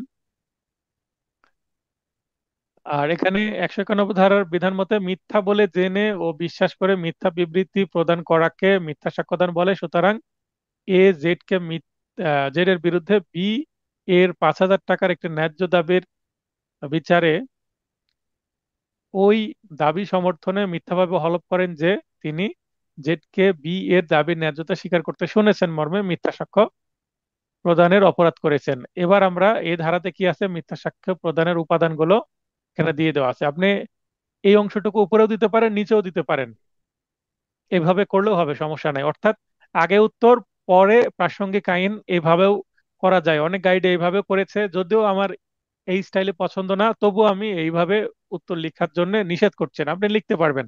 কি কারণে আমি এটা এইভাবে দিলাম, মনে করেন আপনি একটা উত্তর লিখতে যাই প্রাসঙ্গিক আইনটা লিখতে ভুলে গেছেন, তাহলে প্রাসঙ্গিক আইন কি লিখবেন না? প্রাসঙ্গিক আইন আপনি পরে দিয়ে দেন, তাহলেও হবে। মানে ব্যাখ্যাটা পরে আসুক, উত্তর আগে হয়ে গেল, প্রাসঙ্গিক আইন মানে আগে সিদ্ধান্ত পরে প্রাসঙ্গিক আইন। এরকম যদি আপনার কোনোটা লিখতে দ্রুত উলটপালট হয়ে যায়, কাটার দরকার নেই, ওইভাবে রেখে দিবেন। এক্স ওয়াই এর বাক্সে একটি, এই অভিপ্রায়ে কিছু অলংকার রাখেন, মানে আরেকজনের বাক্সের মধ্যে অলংকার রাখছে যেন খুঁজতে গিয়ে তার বাক্সে পাওয়া যায় এবং তাকে চোর হিসেবে কি করা যায়, দণ্ড দিতে পারে। তো সে কি কোনো অপরাধ করলো কিনা? তো এটার মাধ্যমে কিন্তু মিথ্যা সাক্ষ্য তৈরি করা হয়। তার মানে মিথ্যা সাক্ষ্য উদ্ভাবন মানে ফেব্রিকেশন করা হয়। কারণ আপনি আর একটা, আমরা স্কুলে কাউকে যদি ফাঁসাতে চাই, এরকম ছোটবেলা মনে আছে যে প্রাইমারি স্কুলে কলম আরেকজনের ব্যাগের মধ্যে ঢুকিয়ে দিতাম, যে তাকে চোর সাজিয়ে দিতাম। কারো প্রতি যদি রাগ থাকলে, আমার মনে আছে এরকম দুষ্টামি দু একটা করেছি, যে টিচারকে কি দিতাম, টিচারের কাছে বিচার দিতাম যে স্যার, আমার কলম হারিয়ে গেছে, পাওয়া যাচ্ছে না। পরে ক্যাপ্টেনকে প্রত্যেকের ব্যাগ সার্চ করতে দিয়ে যার ব্যাগে পাওয়া যেত তার তখন খবর আছে। তো এইভাবে ফাঁসাইছে মনে হচ্ছে, তার মানে আমার অপরাধ হয়েছিল 192 ধারা বিধান মতে। তো যদি এইভাবে কাউকে ফাঁসানোর জন্য কোনো সিচুয়েশন তৈরি করা হয়, সেটাও কিন্তু মিথ্যা সাক্ষ্য তৈরি। তাহলে মিথ্যা সাক্ষ্য তৈরি মানে শুধু ডকুমেন্ট তৈরি তা নয়, কোনো ঘটনার মাধ্যমে করা যায়। এই আত্মহত্যা করার অভিপ্রায় বিষ পান করলেও ভাগ্যক্রমে বেঁচে যায়, মানে সুইসাইড করতে গেছে কিন্তু বেঁচে গেছে, তাহলে বেঁচে গেলে তার তো সাজা হবে 309-এ 1 বছরের বিনাশ্রম কারাদণ্ড। এবার ম্যাজিস্ট্রেটের সামনে ওই যে মিথ্যা সাক্ষ্য দিচ্ছিল, ম্যাজিস্ট্রেট বলল আপনি মিথ্যা দিচ্ছেন, 5 নম্বর প্রশ্নের উত্তর দেখেন। আর এটা কথা কাটাকাটির এক পর্যায়ে তলপেটে লাথি মারে, ওখানে ক খ দেওয়া আছে, এই প্রশ্নগুলো রিপিটেড কোশ্চিন। 4 নম্বর প্রশ্নের উত্তর দেখলে পাবেন। রিপিটেড প্রশ্নগুলো লক্ষ্য করবেন যে ভাষাটা কিভাবে পরিবর্তন করে এসেছে, তাহলে নেক্সট আপনাদের পরীক্ষায় কিভাবে ল্যাঙ্গুয়েজ পরিবর্তন করে আসতে পারে তার একটা কি ধারণা পাবেন। কোনো একটি আঘাতে মারা যেতে পারে জেড, এমন একটি রোগে ভুগছে। এরূপ অবস্থায় এ একদিন জেডকে আঘাত করে, এর ফলে জেডের মৃত্যু ঘটে। যদিও এরূপ একটিমাত্র আঘাত স্বাভাবিক প্রক্রিয়ায় সুস্থ সবল দেহের অধিকার একজন লোককে মেরে ফেলার জন্য যথেষ্ট ছিল না। তার মানে হালকা করে মেরেছে, কিন্তু সে যেহেতু অসুস্থ ছিল তাই মারা গেছে। জেড এর এমন রোগ বিষয়ে অবগত থেকে এ আঘাত করে থাকলে সে কি অপরাধ করেছে, উক্ত রোগ বিষয়ে আঘাত না করলে কি অপরাধ। তার মানে রোগের বিষয়ে জানলে কি অপরাধ হবে, না জানলে কি অপরাধ হবে, দুইটাই জানতে চেয়েছে। এই টাইপের আমরা এমসিকিউ পড়েছি, মনে আসছে নিশ্চয়ই, খুবই পেঁচানো এমসিকিউ। তাহলে এখানে 300 ধারার যে খুনের উপাদান 4টি, সেই খুনের উপাদানের একটি হচ্ছে নলেজ, মানে জেনে শুনে আঘাত করা। তো জেনে শুনে আঘাত করলে সেটা খুন হবে, আর না জেনে আঘাত করলে নিন্দনীয় নরহত্যা হবে। অর্থাৎ দুইটা উত্তরে আমাদের করতে হবে। তাই এখানে আমাদেরকে প্রথমে সিদ্ধান্ত 1 নম্বরে 302 ধারার খুন হবে, এবং 2 নম্বর সিদ্ধান্ত অপর দিকে বলতে হবে না জেনে যদি আঘাত করে তাহলে 304 ধারার নিন্দনীয় নরহত্যা বা কালপেবল হোমিসাইড হবে। মানে এখানে দুইটা উত্তর করতে হবে, দুইটাই চেয়েছে, জেনে করলে কি হবে, না জেনে করলে কি হবে। জেনে করলে খুন, না জেনে করলে কালপেবল হোমিসাইড। এক্স একটি ঝোপের আড়ালে জেড আছে বলে জানেন, যে মানে এর আগে না জেনে করলো তাই কোনো কিছু হলো না, এবার জানে যে ঝোপের আড়ালে আছে, কিন্তু ওয়াই জানে না। এবার এক্স বলল জেড এর মৃত্যু ঘটানোর অভিপ্রায়ে এবং এর ফলে জেড মৃত্যু ঘটবার সম্ভাবনা আছে জেনে ওয়াই কে ঝোপের দিকে গুলি ছোড়ার জন্য বলল। তার মানে এক্স জানে যে ওইদিকে জেড আছে, কিন্তু ওয়াই জানে না। এবার ওয়াই কে বলছে তুমি গুলি করো ওইদিকে, গুলি করলে একটা ম্যাজিক দেখতে পাবে। তখন গুলি করলো ওয়াই, এর ফলে জেড মারা গেল। এক্স এর তো যে ইচ্ছা ছিল সেটা পূরণ হয়ে গেল, জেড মারা গেল, কিন্তু এবার তো ওয়াই ফেসে গেল এই জায়গায় মামলাতে। এবার কি হবে? তাহলে 299 ধারায় আমরা কি দণ্ডনীয় নরহত্যার যে বৈশিষ্ট্য তিনটি সেটা দেখতে পাই। তার মানে এখানে এক্স এর কি হবে? 299 এবং 107 ধারা পড়লে এক্স দণ্ডনীয় নরহত্যার প্ররোচনার অপরাধ করেছে, কারণ সে নিজে যেহেতু অপরাধ করেনি, আরেকজনকে দিয়ে অপরাধ করিয়েছে। এই কারণে ধরি মাছ নাছুই পানি, সে মনে করেছে তাকে দিয়ে করালে তো সে নিজে বেঁচে যাবে। কিন্তু এখানে যখন এক্স কে ধরবে আদালত, তখন এক্স তো বলে দিবে যে আমি তো, সরি, ওয়াই কে যখন ধরবে আদালত যে আপনি তো খুন করেছেন, আপনার বন্দুকের গুলি থেকে তো জেড মারা গেছে, তখন ওয়াই তো বলে দিবে আদালতে যে এক্স আমাকে বলেছে। এক্স যদি ওয়াই যদি প্রমাণ করতে পারে এক্স এর কথা মতো সে করেছে, তাহলে এক্স ফেসে যাবে। তাহলে এক্স এর জন্য 304 ও 109, মানে কালপেবল হোমিসাইডের জন্য প্ররোচনা। এবং জেড যেহেতু কিছু জানে না, তাই, সরি, ওয়াই যেহেতু কিছু জানতো না, যে গুলি করলো তার কিছুই হবে না, কারণ সে কিছুই জানতো না, তার ইন্টেনশন নাই। সে ঝোপের আড়ালে হয়তো বা কোনো পশু আছে, পাখি আছে, ওই যে হাঁস শিকারের মতন, তো সেটার জন্য হয়তো বা গুলি করেছে, কিন্তু মানুষ ছিল সেটা তো আর জানে না, জানলে তো হয়তো বা গুলি করতো না ওয়াই। এখানে হাঁসের ওই যে হাঁসকে গুলি করার বিষয়টা আবার আসছে, পাখি। তো 3 নম্বর প্রশ্ন উত্তর দেখলে হবে। এক্স একজন চোর, পুলিশ হেফাজত থেকে পলায়নের চেষ্টা করে বা পলায়ন করে।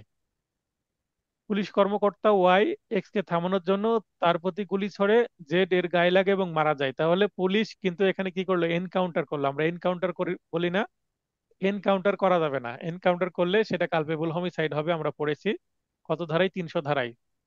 পুলিশ যদি তার ক্ষমতার অপব্যবহার করে, এখানে তাকে ফাঁকা আওয়াজ করতে হতো, উপরে গুলি করতে হতো, অথবা পায়ে গুলি করতে হতো, অথবা তাকে কি করতে হতো? ধাওয়া করতে হতো। ধাওয়া না করে ডিরেক্ট গুলি করে মেরে ফেললো, এটা তো করা যাবে না। তাহলে 300 ধারার 5টি ব্যতিক্রম আছে, যার মধ্যে অন্যতম ব্যতিক্রম হলো ব্যতিক্রম 3। ব্যতিক্রম 3-এ কি বলা হয়েছে? সরকারি কর্মচারী বা তার সাহায্যকারী হিসাবে ক্ষমতার সীমা অতিক্রম করে হত্যা করলে তা খুন নয়, বরং কালপেবল হোমিসাইড হবে। তাহলে কালপেবল হোমিসাইড হয়েছে এখানে।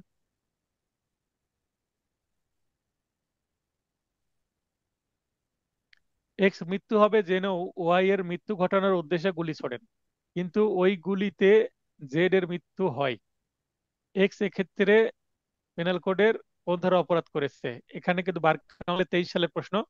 তাহলে 23 সালের প্রশ্নগুলো দেখেন, প্রশ্নের ভাষা কত ছোট ছোট, এবং এক্স ওয়াই এগুলো ব্যবহার করা হচ্ছে, আইনটা ইংরেজিতে দেওয়া হচ্ছে। 23 সালের প্রশ্নটা এই কারণে দিয়েছি, এটাও শিখে রাখলেন। এবং রিসেন্ট প্রশ্নগুলোর চেহারা কেমন, এটার জন্য আর আপনার অন্য গাইড খুলতে হলো না। আপনি এখানে রিসেন্ট প্রশ্ন দেখতে পাচ্ছেন, তাহলে আপনার জন্য কেমন প্রশ্ন সেট হতে পারে এটার একটা ধারণা পাওয়া যাবে। প্রাসঙ্গিক আইন ও সিদ্ধান্ত, অ্যাডাপটিভ মেথড ফলো করেছি। 300 ধারার উপাদান, 4টি খুনের উপাদান আছে। অন্যতম উপাদান হলো মৃত্যু ঘটতে পারে এমন বিষয় জেনে হত্যা। তাহলে আলোচ্য প্রশ্নে এক্স মৃত্যু হবে জেনেও ওয়াই এর মৃত্যু ঘটানোর উদ্দেশ্যে গুলি ছোড়েন, কিন্তু ওই গুলি জেড এর মৃত্যু হয়, মানে একজনকে গুলি করতে যে আরেকজন মারা গেছে, সেটাও গুলি হবে, মানে সেটাও খুন হবে, কিন্তু সাজা হবে 301 ধারার বিধান মতে। 302 আছে খুনের শাস্তি, আর 301-এ বলা আছে যে খুনের অনুরূপ শাস্তি হবে। তাহলে 301 এখানে উত্তর দিতে হবে। এখানে 302 ধারায় উত্তর করলে কিন্তু ভুল হবে। যারা গত বছর পরীক্ষা দিয়ে 302 উত্তর করেছে তাদের ভুল হয়েছে। এখানে 301 উত্তর করতে হবে, কারণ একজনকে গুলি করতে গিয়ে আরেকজনকে লেগেছে তাই। 40, একজন ট্রাক ড্রাইভার বস্তিতে থাকে। একদিন সে অসময়ে বাড়িতে ফিরে তার 20 বছরের একজন ছোট বোন দেখলো প্রতিবেশীর সাথে কি ঘনিষ্ঠ অবস্থায় আছে। তো এই অবস্থায় দেখে তো সে খেপে গেল, খেপে গিয়ে দা দিয়ে তার বোন এবং ওই ছেলেকে কি করলো? খুন করে ফেললো, মেরে ফেললো। এবং ওই অবস্থায় ট্রাক চালিয়ে যাওয়ার সময় প্রতিবেশী একজন মহিলাকেও চাপা দিয়ে মেরে ফেললো। তার মানে প্রথমে জোড়া খুন, তারপর অ্যাক্সিডেন্ট করে আরেকজনকে মেরে ফেললো। তো তার বিরুদ্ধে জোড়া খুনের জন্য 302, এবং ওই মহিলাকে চাপা দেওয়ার জন্য 304 ধারায় অভিযোগ আনা হলো। এখন আপনি ওনার অ্যাডভোকেট, ট্রাক চালক আপনার কাছে আসছে, আসামির সমর্থনে যুক্তি কি হইবে, কারণ ও হেতুবাদ বর্ণনা করুন। মানে এখানে আর্গুমেন্ট, এখানে রিটেন আর্গুমেন্ট দিতে হবে, এবং মামলায় তাকে সাজা কমানোর চেষ্টা করতে হবে। আসামির সমর্থনে আমার যুক্তি, এটা অ্যাডাপটিভ মেথড, মানে প্রপার মেথডে গেলে এটা ভালো উত্তর করা যাবে না। প্রথমত, 302 ধারার যে অভিযোগ, সেই ক্ষেত্রে আমার যুক্তি হলো 302 ধারার অভিযোগ সঠিক নয়, মানে বলে দিলাম ইওর অনার 302 ধারায় চার্জ গঠন সঠিক হয়নি। তাহলে কি করতে হবে? 300 ধারায় 5টি ব্যতিক্রম আছে, যার মধ্যে অন্যতম ব্যতিক্রম হলো ব্যতিক্রম 1, গুরুতর ও আকস্মিক উত্তেজনা, গ্র্যাভ অ্যান্ড সাডেন প্রভোকেশন। তাহলে ওই ব্যক্তি তো ওই অবস্থা দেখে মাথা তো ঠিক থাকবে না, বোন যে অপকর্ম করছে, এর ফলে উত্তেজনা প্রদানকারীকে বা ভুলক্রমে অন্য ব্যক্তিকে হত্যা করলে তা খুন নয় বরং অপরাধমূলক নরহত্যা হবে। তার মানে তার বোনকে খুন করুক বা ওই বোনের প্রেমিককে খুন করুক, দুইটাই কি হবে না, খুন হবে না, সেটা কি হয়ে যাবে, কালপেবল হোমিসাইড হয়ে যাবে। সেটা 305টি ব্যতিক্রমের প্রথম ব্যতিক্রমে বলা আছে, এটা বলে দিলাম আদালতকে। তারপরে কি বলছি, আলোচ্য ঘটনা পর্যালোচনা করলে দেখা যায় একজন ট্রাক ড্রাইভার তার 20 বছর বয়স্ক ছোট বোনকে প্রতিবেশী এক, এই গল্পটা বলে দিলাম। দেওয়ার পরে হচ্ছে বর্ণিত ঘটনায় উত্তেজনাটি যথেষ্ট গুরুতর ও আকস্মিক ছিল। দেখবেন ব্যতিক্রম 1-এর নিচের ব্যাখ্যায় বলা আছে যে এই যে উত্তেজনা দিয়ে দেওয়া হলো সেটা যথেষ্ট গুরুতর কিনা এবং আকস্মিক ছিল কিনা, হঠাৎ দেওয়া হয়েছিল কিনা, সাডেন অ্যান্ড গ্র্যাব প্রভোকেশন কিনা, এটা কিন্তু একটা ঘটনাগত বিষয়। তো ঘটনা এমন, সেটা তো ম্যাচ করে আসলে এটা গ্র্যাব অ্যান্ড সাডেন প্রভোকেশন। তো সেটা আমি বলে দিলাম যে ঘটনাটা আসলে গুরুতর। এমতো অবস্থায় দণ্ডবিধি 302 ধারার পরিবর্তে 304 ধারায় অভিযোগ যথাযথ হবে। তার মানে 302-কে আমি কেটে দিয়ে 304 নিয়ে আসার জন্য বলছি যে জোড়া যে হত্যা হয়েছে, বোন এবং বোনের প্রেমিককে যে হত্যা করা হয়েছে, সেটা আসলে খুন না, কালপেবল হোমিসাইড হতে পারে, সেটা বলছি।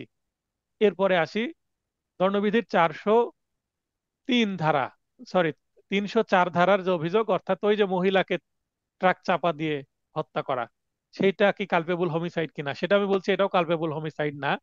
কারণ 304 বি ধারায় বলা আছে যে বেপরোয়াভাবে গাড়ি চালানো বা অসহরণের ফলে মৃত্যু ঘটলে অনূর্ধ্ব 3 বছর সশ্রম বা বিনাশ্রম কারাদণ্ড বা অর্থদণ্ড বা উভয়দণ্ড হবে। তাহলে এখানে 304 থেকে যদি আমি মহিলাকে মেরে ফেলার জন্য আমি 304 থেকে 304 বিয়ে যদি নিয়ে যেতে পারি, তাহলে এখানে যাবজ্জীবন কারাদণ্ডের পরিবর্তে কিন্তু চলে আসবে 3 বছরের। তো এখানেও কিন্তু সাজা কমে গেল। আলোচ্য ঘটনা পর্যালোচনা করলে দেখা যায় বেপরোয়াভাবে ট্রাক চালিয়ে বাড়ি হতে বাহির হয়ে যাওয়ার পথে পথচারী একজন মহিলাকে চাপা দিয়ে হত্যা করে। এমত অবস্থায় 304 নয় বরং 304 বি, এটা হবে। তো এইভাবে লিখতে হবে আর্গুমেন্ট আদালতে। রণা আপু, বুঝতে পারলেন আর্গুমেন্ট লেখার পদ্ধতি? জি স্যার। তাহলে এখানে আমি খুন থেকে কালপেবল হোমিসাইডে নামাই নিয়ে আসলাম, এবং কালপেবল হোমিসাইড থেকে নামাই নিয়ে আসলাম কি, র্যাশ ড্রাইভিং। ঠিক আছে, তাহলে তার সাজা কমে যাবে না? এবার জি সাক্ষ্য স্যার। প্রমাণে যদি এটা চার্জ গঠনের জন্য বলা হচ্ছে, বা এটা এই যুক্তি তর্কটা চার্জ গঠনের সময় হতে পারে, যে এই ধারায় চার্জ গঠন করা হচ্ছে, চার্জ গঠনের সময় আমি চার্জটাকে কি অল্প ধারায় নিয়ে আসলাম, এরপরে যদি প্রমাণ করতে পারে সাজা হবে, না হলে খালাস পাবে। আর সাজা হলেও সাজা আর বেশি হবে না, এইভাবে আসামিকে বাঁচানো যেতে পারে। এটা হচ্ছে ডিফেন্স লয়ারের কাজ। তো এই ধরনের প্রশ্ন চাইতে পারে আদালতে যদি আপনি যেয়ে থাকেন। এগুলো, এই ধরনের প্রশ্নের উত্তর করা কিন্তু টাফ, তবে এটা একটু গুরুত্বের সাথে বুঝে আপনারা থাকলে এভাবে উত্তর করতে পারবেন। জেড নামক পুলিশের আইনসঙ্গত হেফাজত থেকে, জেড নামক পুলিশের আইনসঙ্গত হেফাজত থেকে, তার মানে জেড হচ্ছে পুলিশ, এক্স ওয়াই কে উদ্ধার করতে গিয়ে জেড কে গুরুতর আহত করে, মানে পুলিশ হচ্ছে জেড এবং জেড কে আহত করে কে, এক্স। ওয়াই হচ্ছে আসামি, যে জেড এর কাছে ছিল, এক্স তাকে বাঁচাতে গিয়েছে, মানে এক্স হচ্ছে এখানে বন্ধু। তো বন্ধুকে বাঁচাতে গিয়ে পুলিশকে আঘাত করেছে, এবার কি হবে? 333 ধারা আসবে। 333 ধারায় বলা হচ্ছে সরকারি কর্মচারীকে তার কর্তব্য পালনে বাধা দান করার উদ্দেশ্যে গুরুতর আঘাত করলে অনূর্ধ্ব 10 বছর সশ্রম বা বিনাশ্রম কারাদণ্ড বা অর্থদণ্ডে দণ্ডিত হবে। তাহলে এখানে এক্স এর এই সাজাটাই হবে। এখানে অপরাধের বৈশিষ্ট্য জানতে চেয়েছে। দেখেন প্রশ্নে বলছে যে যে অপরাধটা করলো ওই অপরাধের চিহ্নিত করে অপরাধের বৈশিষ্ট্য, তাহলে বললাম 333 ধারায় এই কাজটা করেছে। এবং বৈশিষ্ট্য কি, ভিকটিম সরকারি কর্মকর্তা বা কর্মচারী হতে হবে। এই 333 ধারায় কাউকে এলিগেশন নিয়ে আসা হলে, অভিযুক্ত করা হলে, এখানে ভিকটিম বা ভুক্তভোগী অবশ্যই সরকারি কর্মকর্তা বা কর্মচারী হতে হবে। গুরুতর আঘাতটি ইচ্ছাকৃতভাবে প্রদত্ত হতে হবে, মানে আঘাত ইচ্ছাকৃতভাবে না দিলে কি হয় না, সেটা তো আঘাত হয় না। আমরা আঘাতের যে সংজ্ঞার মধ্যে দেখেছি যে আঘাত ইচ্ছাকৃতভাবে দিতে হবে, ইন্টেনশনালি হার্ট করতে হবে। তারপরে আইনানুগ কর্তব্য পালনকালে ঘটনাটি ঘটতে হবে, তার মানে পুলিশ তো পাহারায় ছিল, ওই অবস্থায় তাকে আঘাত করা হয়েছে, তার মানে পুলিশকে আঘাত করা হয়েছে। কিন্তু পুলিশ যদি ডিউটিতে না না থেকে বাসায় থাকে, একটা পুলিশ ঈদের দিন বাসায় আছে, ডিউটিতে নাই, তখন তাকে আঘাত করলে সরকারি কর্মচারীকে কিন্তু আঘাত করা হবে না, কোনো ব্যক্তিকে আঘাত করা হবে। তার মানে যখন কেউ কর্তব্যে থাকে, ডিউটি অবস্থায় থাকে, অন ডিউটি পুলিশ অফিসারকে আঘাত করলে তখন সেটা সরকারি কর্মচারীকে আঘাতের শামিল হবে। তাই সেটা আমি বোঝালাম। আইনানুগ কর্তব্য পালনে বাধা দেওয়ার অভিপ্রায়ে গুরুতর আঘাতটি করতে হবে, এবং আঘাত শুধুমাত্র করলে হবে না। এই যে পুলিশ আটকাচ্ছিল, এক্স কি করছিল, ওয়াই কে উদ্ধার করতে গেছে, এমন ওয়াই কে উদ্ধার করতে গেছে, পুলিশ তো বাধা দিবে। তার মানে কি পুলিশ পুলিশের কাজ করছে, এবার পুলিশের কাজটা করতে দেবে না, বাধা দেওয়ার জন্য আঘাতটা করলো, যেন সে বাধা দিতে না পারে। তার মানে এক্স ওয়াই কে যেন উদ্ধার করতে পারে। তো এই তিনটা পয়েন্ট দিয়ে দিয়েছি, এগুলোই হচ্ছে এই 333 ধারার বৈশিষ্ট্য। এগুলো কিন্তু একটু ক্রিটিক্যাল প্রশ্ন। এল এর চেহারা চিরতরে বিকৃত করার অভিপ্রায়ে তা হতে হতে পারে জেনে কে নিজেই এল কে ঘুষি মারে, এমন ঘুষি মারলো যে চেহারা বিকৃত হয়ে যেতে পারে, নাক ফেটে যেতে পারে, চোখ অন্ধ হয়ে যেতে পারে, বা একটা স্থায়ী দাগ পড়ে যেতে পারে চেহারায়। কিন্তু এতে তার মুখমণ্ডল চিরতরে বিকৃত হয়নি, তবে এর ফলে 20 দিন পর্যন্ত তীব্র যন্ত্রণায় ভুগেছে। তার মানে আমাদের দেখতে হবে এটা কি হয়েছে কিনা, গুরুতর জখম হয়েছে কিনা, মানে 320 ধারা আলোচনা করতে হবে। তাহলে 320 ধারা এখানে কয়টা, আমরা জানি 8 প্রকারের আঘাতকে গুরুতর আঘাত বলে। এখানে 8 প্রকারের আঘাত তখনই আলোচনা করব যদি নম্বর দেয় 5, 5 নম্বর দিলে 8 প্রকারের বিষয়টা আপনাদের এখানে 320 ধারা পুরোটা আলোচনা করতে হবে। করার পরে বলতে হবে এই যে 20 দিন প্রচন্ড দৈহিক যন্ত্রণা পেল, তাই এটা কি হবে, যেহেতু ঘুষি মেরেছে 326 আসবে না, 325 আসবে, কারণ এখানে কোনো মারাত্মক অস্ত্র নাই তাই, এবং 7 বছর সর্বোচ্চ সাজা হতে পারে। আর যদি এটা 2 3 নম্বরের জন্য হয়, তাহলে এখানে 302, এই 1 2 3 4 5 6 7, এই 7টা পয়েন্ট বলবো না, যে এমন আঘাত যা 20 দিন যন্ত্রণা দেয় তাকে গুরুতর আঘাত বলে। আবারও বলছি, 2 বা 3 নম্বরের জন্য যদি প্রশ্নের উত্তর লিখতে হয়, সেই ক্ষেত্রে 302 ধারার বিধান মতে এমন আঘাত করলে যা 20 দিন প্রচন্ড যন্ত্রণা দেয় তাকে গুরুতর আঘাত বলে, এভাবে বললেই হবে।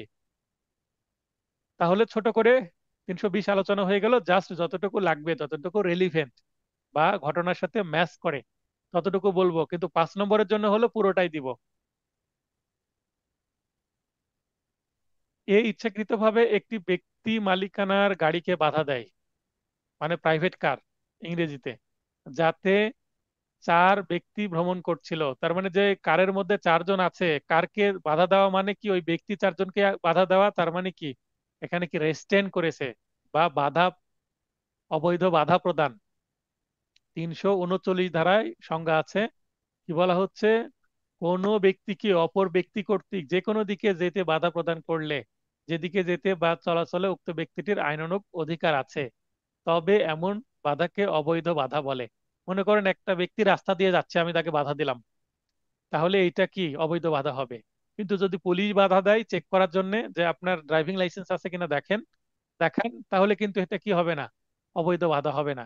কিংবা একটা ব্যক্তি আমার বাড়ির ভেতরে চলে আসার চেষ্টা করছে, আমি তাকে বাধা দিলাম, কোথায় যাচ্ছেন, এটা তো আমার বাসার গেট, আমার বাসার ভেতরে কেন আসছেন, এইখানে বাধা দিলেও কিন্তু অবৈধ বাধা হবে না। কারণ যে ব্যক্তি আমার বাড়ির মধ্যে প্রবেশ করছে তার তো আমার বাড়িতে আসার কি নাই, অধিকার নাই। এই কারণে এই ধরনের বাধা অবৈধ বাধা হবে না। তার মানে যেই দিকে যাওয়ার তার অধিকার আছে ওই দিকে যেতে বাধা দিলে সেটা বাধা হবে। তাহলে এটার সাজা আছে 341-এ, 1 মাস অথবা 500 টাকা। এরপরে ওই যে এক জায়গায় যেতে বাধ্য করলো এবং তালাবদ্ধ করে রাখলো, তার মানে এখানে 340ও অবরোধ করে রাখা, অবরোধ করলে সাজা হয় হচ্ছে 342-এ 1 বছর এবং 1000 টাকা অর্থদণ্ড। এগুলো মনে পড়ছে নিশ্চয়ই, এমসিকিউ অনেক পড়িয়েছি, অনেক এমসিকিউ প্রশ্ন, ক্রিটিক্যাল প্রশ্ন করতাম এখান থেকে। এ এমন ভাবে জেড এর দিকে মুষ্টি পাকায় যেন জেড এর বিশ্বাস করার কারণ জন্মে যে এ তাকে মারতে উদ্যত হয়। জাস্ট মুষ্টি দেখাইছে যে মারবো, কিন্তু মারেনি, এটাকে আক্রমণ বলে। 351 ধারা আক্রমণ বলা হয়। এতটুকু বললেই হবে। এটা হয়তোবা 2 নম্বরের জন্য আসতে পারে, কারণ এতটুকুতে আপনি বৃদ্ধি করে কত বড়ই আর করতে পারবেন। ছোট প্রশ্ন। একটি মামলায় একজন অভিযুক্তের বিরুদ্ধে পেনাল কোডের 339 মানে চুরি এবং 411 মানে চোরাইকৃত মাল গ্রহণ, আমরা এটা পড়িয়েছিলাম যে যে ব্যক্তি চুরি করে তার কাছেই তো সম্পত্তিটা থাকবে, অতএব তাকে চুরির জন্য এবং চোরাই মাল রাখার অপরাধে একসাথে দুই ধারায় সাজা দেওয়া যায় না।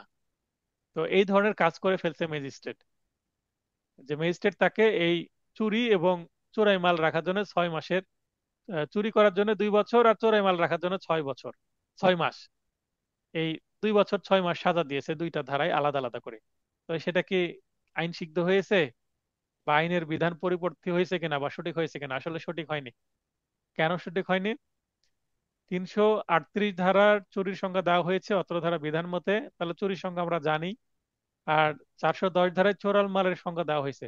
অত্র ধারার বিধান মতে চুরি, বলপূর্বক গ্রহণ, দস্যুতা, আত্মসাৎ, অপরাধমূলক বিশ্বাসভঙ্গ ইত্যাদির মাধ্যমে হস্তান্তরিত সম্পত্তিকে চুরিকৃত বা লুটকৃত বা চোরাই মাল বলে। তাহলে এবার আমরা মূল পয়েন্টে যাব। উপরোক্ত আইনের বিধান বিশ্লেষণ করলে উপলব্ধি করা যায় যে, তাহলে আমরা দুইটা বিধান দেখলাম, 378 এবং 410, দুইটা সংজ্ঞা থেকে চুরির ক্ষেত্রে অপরাধী নিজে সম্পত্তি নিয়ে যায়, ফলে প্রাথমিকভাবে যে ব্যক্তি চুরি সংগঠিত করেছে বা চুরি করেছে তার নিকটই চুরিকৃত বা চোরাই মাল বা চোরাই মালটি থাকা স্বাভাবিক। মানে যে চুরি করে নিয়ে গেল, একজন যদি আমার বাসা থেকে একটা মোবাইল ফোন চুরি করে নিয়ে যায়, তাহলে চোরাই মালটা তো তার কাছেই, মোবাইল ফোনটা তো প্রথমত তার কাছেই থাকবে, এটাই স্বাভাবিক। আবার যেহেতু চুরিকৃত মালকেই চোরাই মাল বলে, সেহেতু একই সম্পত্তির চুরি জন্য এবং চোরাই মাল সঙ্গে রাখা বা গ্রহণের দায়ে একই ব্যক্তিকে একই সাথে দ্বৈত শাস্তি দেওয়া যায় না। তাহলে আমার মোবাইল ফোন নিয়ে যাচ্ছে, তাকে চুরির জন্য সাজা যদি দিই, তাহলে তার কাছেই চোরাই মাল পাওয়া গেল, তাকে আবার 411 ধারায় সাজা দেওয়া যাবে না চোরাই মাল রাখার জন্য। এখানে আমাদের একটা কেস ল দেওয়া জরুরি, কারণ এই কথা যে আমি বললাম, এই যে হলুদ হাইলাইটেড করা, এই কথা কিন্তু কোথাও নাই আইনের। যেহেতু কোথাও নাই বিয়ার অ্যাক্টে, তখন যেহেতু আমি বলেছি বারবার, বিয়ার অ্যাক্টে কোনো কিছু না থাকলে আমাদের কোথাকার হেল্প নিতে হবে? কেস ল এর। আবার Muslim Mondal and others versus the state, 14 DLR 595 মামলার রায় বলা হয়েছে, কোন ব্যক্তিকে দণ্ডবিধির 380, তাহলে এর আগে আমরা 379 দেখছি এই ঘটনার ক্ষেত্রে, কিন্তু এই মামলা আছে 380। 379 বাইরে চুরি আর 380 ভেতরে চুরি, মানে বাড়ির ভেতরে বা কোনো জায়গায় আবদ্ধ স্থানে। ও 411 ধারায় দোষী সাব্যস্ত করে একত্রে দণ্ড প্রদান করা যায় না। আসামিকে 380 ধারায় দণ্ড দেওয়া হলে তাকে 411 ধারায় দণ্ড দেওয়া যাবে না। তার মানে এই কেসলাটা ম্যাচ করছে ঘটনার সাথে। তাহলে সিদ্ধান্ত কি নেবো এবার? আলোচ্য ঘটনায় অভিযুক্তের বিরুদ্ধে দোষ প্রমাণিত হওয়ায় বিজ্ঞ ম্যাজিস্ট্রেট তাকে 379 ধারায় 2 বছরের সশ্রম কারাদণ্ড ও 411 ধারায় 6 মাসের সশ্রম কারাদণ্ড দিয়েছেন, যা বৈধ রায় নয়, মানে অবৈধ। কারণ একই সম্পত্তি চুরি করার জন্য ও চোরাই মাল সঙ্গে রাখা বা গ্রহণের দায়ে একই ব্যক্তিকে একই সাথে দ্বৈত শাস্তি দেওয়া যায় না। এক্ষেত্রে শুধুমাত্র 379 ধারায় দণ্ড প্রদান করলে তা সঠিক ও বৈধ হতো। বুঝতে পেরেছেন এই প্রশ্নের উত্তরটা? জি স্যার। আচ্ছা, এই প্রশ্নটা কিন্তু আবার প্রবলেমেটিক না এসে সংক্ষিপ্ত প্রশ্ন আসতে পারে, কি যে একই সাথে কোনো ব্যক্তিকে চুরি এবং চোরাই মাল রাখার জন্য দোষী সাব্যস্ত করা যাবে কিনা। মেবি আমার একটা ক্লাস টেস্টে দিয়েছিলাম। স্যার এটা আপনার নোটেও আছে। হ্যাঁ, নোটেও আছে। তো ওইটাই কিন্তু দেখেন প্রবলেমেটিকে আমরা কনভার্ট করে ফেলেছি। ক, খ, গ, ঘ এবং ও একটি ডাকাতি সংগঠন করেছে। এখানে 5 জন আছে, 5 জন ডাকাতি করতে পারে, নো প্রবলেম। ডাকাতিতে চুরি হওয়া দ্রব্যাদির মধ্যে খ এর দখল থেকে একটি মোবাইল সেট পাওয়া গেল। খ এর কাছে মোবাইল সেট পাওয়া গেল।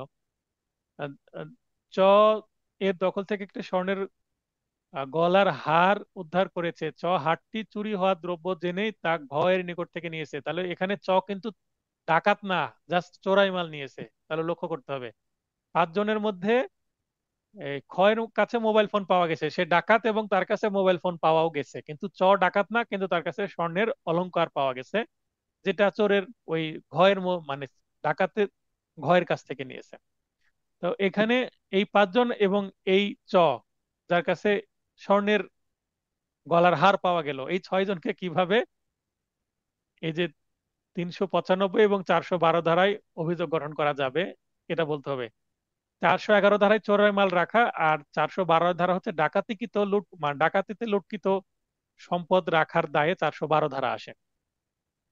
আচ্ছা, এখানে একটু হ্যাস্টি মেথডে লিখেছি।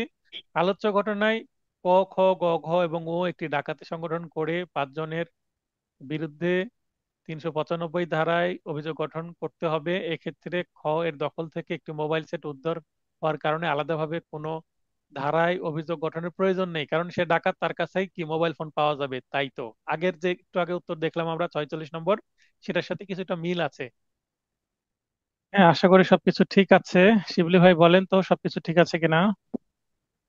স্যার আসসালামু আলাইকুম। জি স্যার, সব ঠিক আছে। আচ্ছা, তাহলে আমরা পড়ছিলাম যে এই টোটাল 6 জন, তার মধ্যে 5 জন ডাকাত এবং একজন ডাকাতের কাছ থেকে নেওয়া সম্পদ রাখার দায়ে দোষী। কার জন্য কোন ধারা? তো এখানে খ এর দখল থেকে একটি মোবাইল সেট উদ্ধার হওয়ার কারণে আলাদাভাবে কোনো ধারার অভিযোগে তার তার জন্য গঠন করার দরকার নেই, মানে ওই ডাকাতির জন্য তার জন্য চার্জ এনাফ। কেননা ডাকাতিতে লুটকৃত মাল উক্ত ডাকাতিতে অংশগ্রহণকারী ডাকাত দলের কোনো সদস্যের নিকট থাকাই কি স্বাভাবিক। এবার চ এর জন্য আমরা ব্যাখ্যা দেব। অপরদিকে চ এর দখল থেকে একটি স্বর্ণের গলার হার উদ্ধার হয়েছে, যা সে চুরি হওয়া দ্রব্য জেনেই তা খ ঘ এর নিকট থেকে গ্রহণ করেছে। এক্ষেত্রে চ এর বিরুদ্ধে 412 ধারার অভিযোগ গঠন করতে হবে। সুতরাং সকল আসামিকে 395 ও 412 ধারার শাস্তি দেওয়া যাবে না, মানে সবাইকেই এই ধারায় দেওয়া যাবে না। কারণ চ তো আর ডাকাতি করেনি, তার জন্য তো আর 395 ধারা আসবে না। আর যারা ডাকাত তাদের জন্য তো আবার 412 ধারা আসবে না। তাই একেবারেই এ, ঢালাও ভাবে দুইটা সেকশনে 6 জনের জন্য দেওয়া যাবে না। 5 জনের জন্য 395 এবং এই একজনের জন্য 412। মহাসড়কে জেডকে পিস্তল দেখিয়ে তার টাকার ব্যাগ দাবি করে, ফলে জেড উক্ত ব্যক্তি এ কে দিতে বাধ্য হয়। তার মানে এখানে যার মানি ব্যাগ সেই কিন্তু দিয়ে দিল। তাহলে আমরা সাধারণত দেখি যে এটাকে এক্সটর্শন বলে, কিন্তু যেহেতু পিস্তল দেখিয়েছে তার মানে ভয়, তার মানে এক্সটর্শন থেকে সেটা কি হয়ে গেছে, রবারি হয়ে গেছে। তাহলে 390 ধারায় দস্যুতার সংজ্ঞা আছে। এখানে দুইটি বিষয় থাকে, যে প্রত্যেক দস্যুতাই হয় চুরি নচেত বলপূর্বক আদায়ের উপাদান থাকবে। তো এখানে আমরা চুরি যখন দস্যুতাই হয় সেটা জানি, বলপূর্বক আদায় যখন দস্যুতাই হয়, তো এখানে নিকটে উপস্থিত থাকা এবং তাৎক্ষণিক ভয়, এই দুইটা উপাদান থাকলেই সেটা কি হয়ে যাবে, ডাকাতি হয়ে যাবে।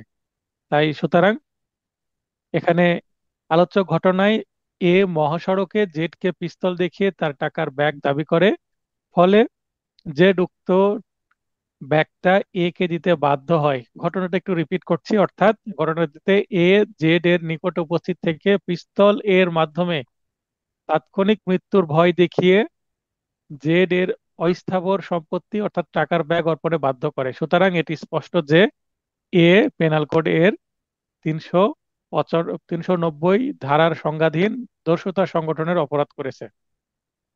কি অপরাধ হয়েছে শুধু এটাই জানতে চেয়েছে, এখানে কিন্তু সাজা জানতে চাইনি। তো সাজা জানতে চাইলে সাজাও দিয়ে দিতে হতো। এক্স জেড কে জাপটে ধরেন এবং জেড এর সম্মতি ব্যক্তি রেখে তার পোশাক থেকে নিয়ে নেয়। এর আগে ক খ আমরা জানতাম, 6 নম্বর প্রশ্নের সেম প্রশ্ন আছে। তো 6 নম্বর প্রশ্নে যে সেটার উত্তর দিতে হবে। 6 নম্বর প্রশ্নে বলছে যে কতটুকু উত্তর আছে, এক্স কোন ধারার অধীনে শাস্তিযোগ্য অপরাধ করেছে, এতটুকুই আছে।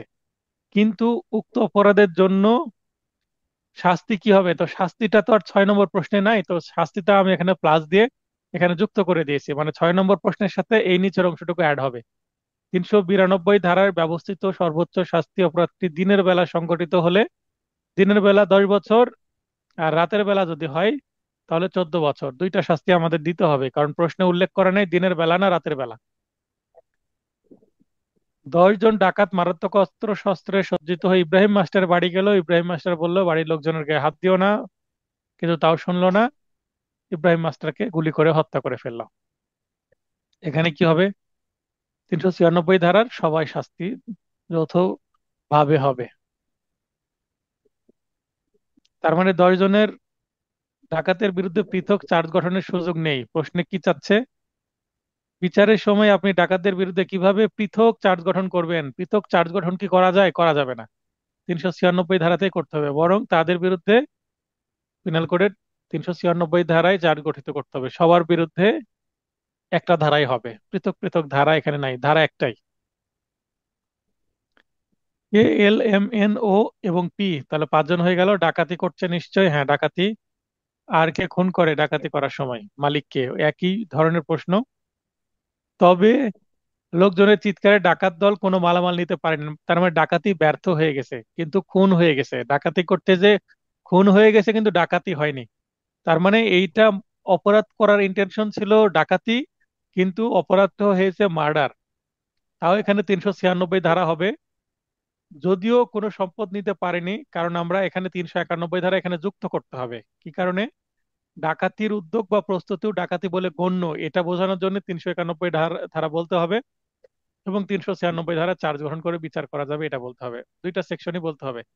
যদি ডাকাতি করতে গিয়ে ডাকাতি করেছে প্লাস খুন করেছে, জাস্ট 396, কিন্তু ব্যর্থ হয়েছে ডাকাতি, খুন হয়ে গেছে, 91 ধারাটা দিতেই হবে, তার সাথে 396। এই রাস্তায় একটি দামি মোবাইল সেট পেলো, মানে দৈব চক্রে পড়লে, তাহলে অবশ্যই আত্মসাতের বিষয়টা আসবে আশা করি। হ্যাঁ, 304 ধারায় অপরাধমূলক সম্পত্তি আত্মসাৎ করেছে সে। এবং এই 300, সরি, 403 ধারায় অপরাধমূলক আত্মসাৎ। এবং 403 ধারার বিশ্লেষণ করলে এটি প্রতীয়মান হয় যে ওই গল্পটা এইভাবে বলে দিলেই হয়ে যাবে। এখানে সাজা আছে 2 বছর। তাহলে দৈব চক্রে বা কুড়িয়ে পেয়ে কোনো কিছু যদি সে নিয়ে নেয়, তাহলে সেটা আত্মসাৎ। আর কেউ যদি তাকে দেয় তারপরে আত্মসাৎ করলে সেটা হবে অপরাধমূলক বিশ্বাসভঙ্গ। তার মানে অপরাধমূলক বিশ্বাসভঙ্গের মধ্যে আত্মসাৎ থাকে।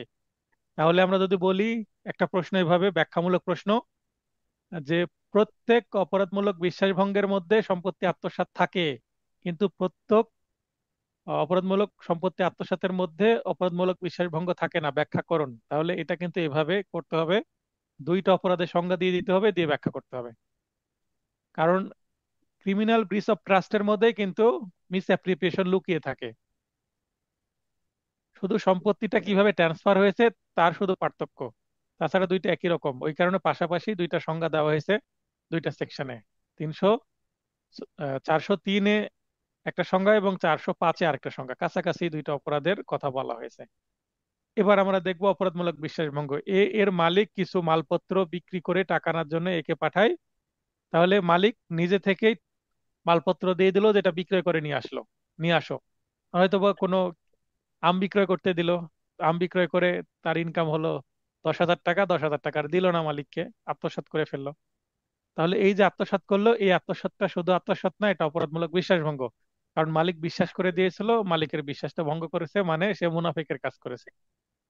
তাহলে মুনাফিকের কাজই হচ্ছে অপরাধমূলক বিশ্বাস ভঙ্গ করা।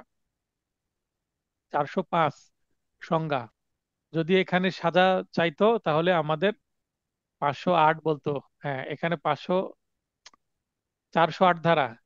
এত কথা বলেছি যে দেখেন, দেখতে পাচ্ছি 408 লেখা আছে কিন্তু মাথায় আসছে 508। এতগুলো প্রবলেমেটিক প্রশ্ন লাইফে কখনো একসাথে পড়িনি আমি, এবং পড়াইনি। এটার কি আসছে, সাইড ইফেক্ট আসছে। ঠিক আছে। আচ্ছা, শিবলি ভাই বলেন, এই যে এইভাবে ক্লাস শেষ করছি, কাজে আসবে তো আশা করি আপনাদের? অবশ্যই স্যার, অবশ্যই। আপনার উপর আর চাপ যাচ্ছে আর কি স্যার। না, চাপ হলেও পাশ করলে সব চাপ ভুলে যাবো। আইনজীবী মানে চাপ নিয়ে অভ্যাস আছে আমাদের। অনেক জি। রাত জেগে ড্রাফটিং রেডি করতে হয়, অনেক মক্কেল আসে, স্যার কালকেই ফাইলিং করতে হবে। যদি কালকেই ফাইলিং না করি তাহলে মামলা চলে যাবে অন্য উকিলের কাছে। হ্যাঁ, আর যদি পরের দিন যে দেখি ফাইলিং রেডি হয়নি, তাহলে বকাবকি শুরু হবে কোর্টের মধ্যে। এটা এমন একটা পেশা, ইমার্জেন্সি সিচুয়েশন, মামলা করতেই হবে। তো আপনার জি। মামলা আসছে রাত 10টাতে, এসে বলছে স্যার কালকে ফাইলিং করতে হবে, তাহলে তার কাছে গল্প শুনতে হবে, ফাইলিং রেডি করতে হবে, তারপরে ফাইলিং, এগুলো সবকিছু মিলে রাত 3টা 4টা বেজে যায় আমার। তো নিজের কম্পিউটার থাকার কারণে, নিজের প্রিন্টার পাশে আছে থাকার কারণেই আমার সমস্যা হয় না, কিন্তু রাত তো জাগতে হয়, প্রেশার নিয়ে কাজ করতে হয়।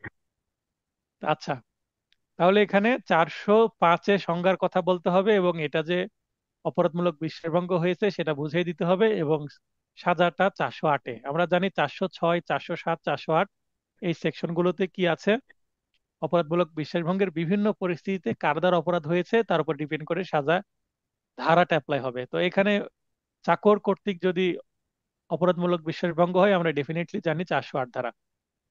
আমি কিছুদিন আগে 408 ধারার একটা আসামিকে জামিন করিয়েছি, যেটা আমি বলছিলাম, মেবি সেটার বেল পিটিশনটা আমি দিয়েছি। বেল পিটিশন আপনি কি দেখেছেন সেটা, শিবলি ভাই?